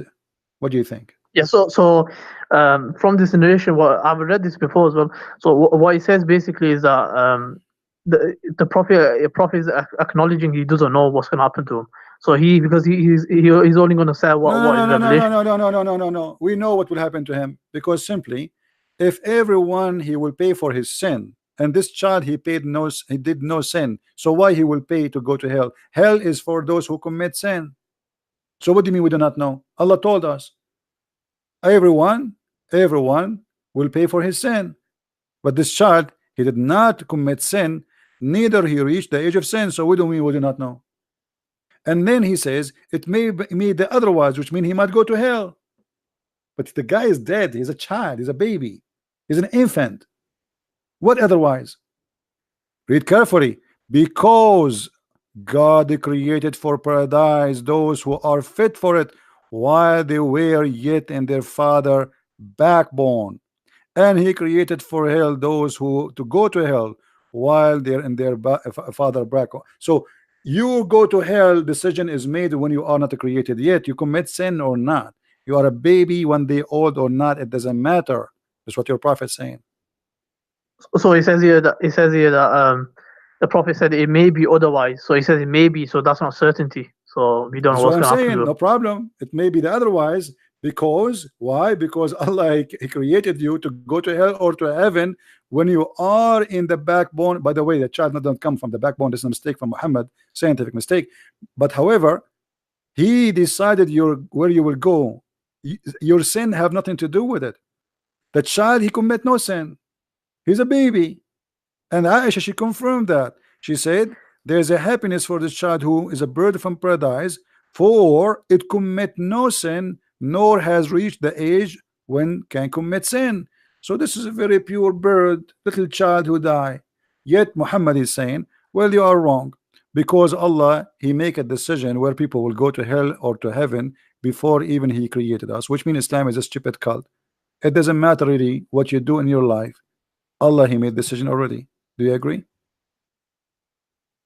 No, so it does matter because within that, what's the decreed is Allah give us okay, let me ask you. free will. Okay, let us solve this problem. If you are a person who pray to Allah 5 days a week, five times a day, all your life, and fasting Ramadan, and even going to jihad, etc., are you going to go to heaven or no? Do Allah promise you heaven? Yeah, if you do that, then Allah has promised the paradise, so we have hope. Well, but that's not binding on Allah. You're a prophet, have different opinion. You're a prophet. He said the following. Read with me carefully. You're a prophet said that a person, he might do the people of heaven. Let us show you the hadith. Yeah, and then his last action might be bad, and then he's gonna go. Yeah, but his last action is what? Is what Allah written for him, correct? That's his own choice he made. No. Stop lying. Shame on you. It says in front of us. Okay, read with me, please. We have free will. Okay, read with me. Okay, read with me, please. Okay. Here it says, then the soul is breathed into him, etc. And then he swear by Allah saying,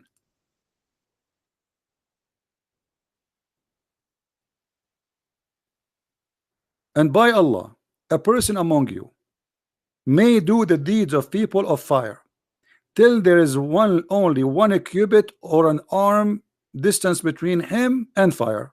Okay, this guy is not praying, he don't do jihad, he is a friend to the Christians, which is haram.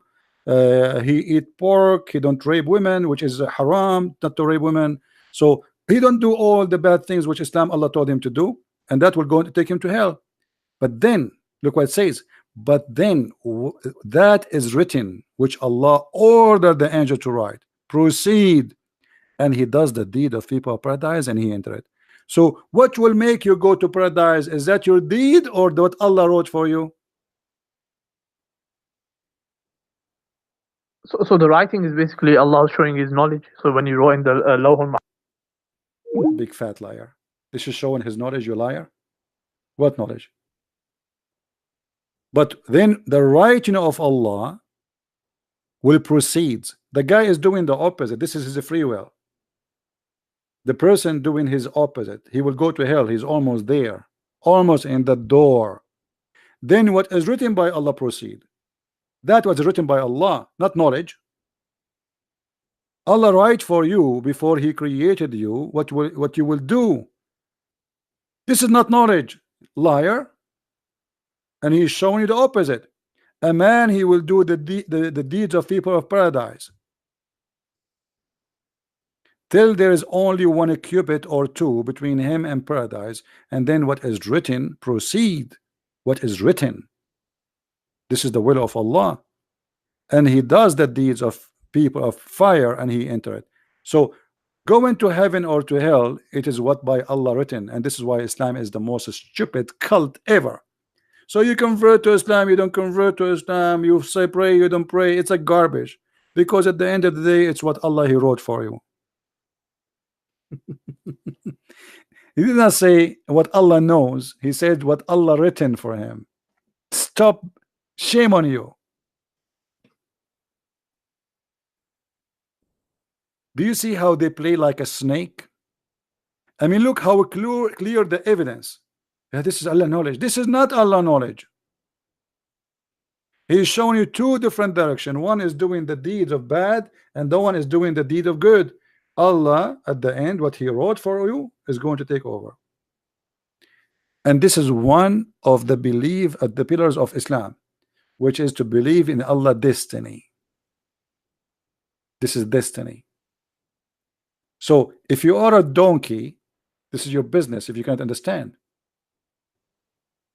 Donkey maybe don't understand, but a human just should understand. It is not your deed will take you to heaven in Islam. It is what written by Allah. This is why a child who is born a baby, who never commit a sin, still he might go to hell, because it is what written for him. It's not about a sin he did.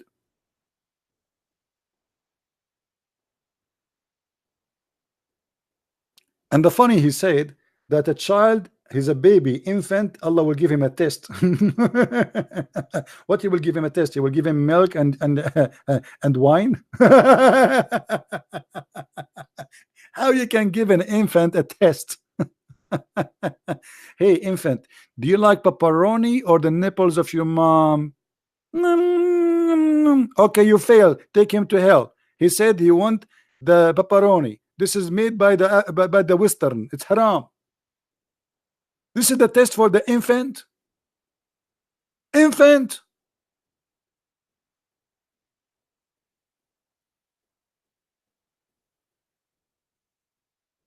What a crazy cult.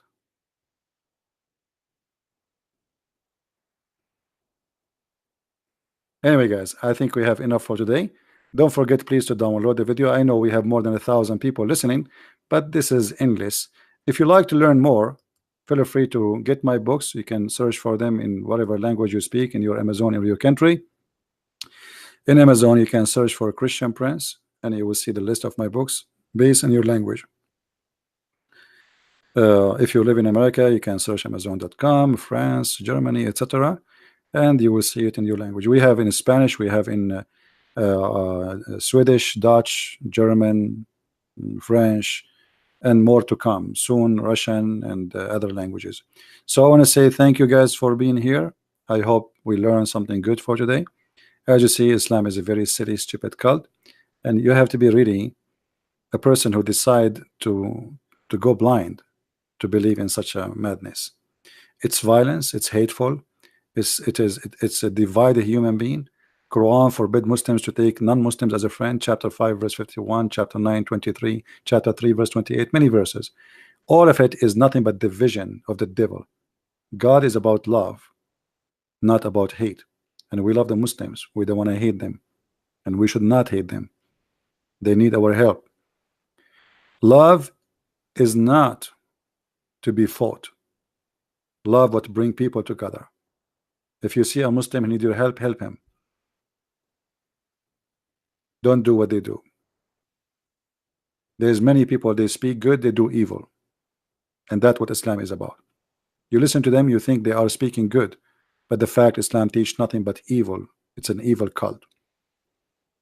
They color it, they sugarcoat, but that will not work. Even with ants, and we are better. Thank you very much for being here. May the Lord bless you. Until we see you soon again. Christ is Lord. Islam is false. Take care.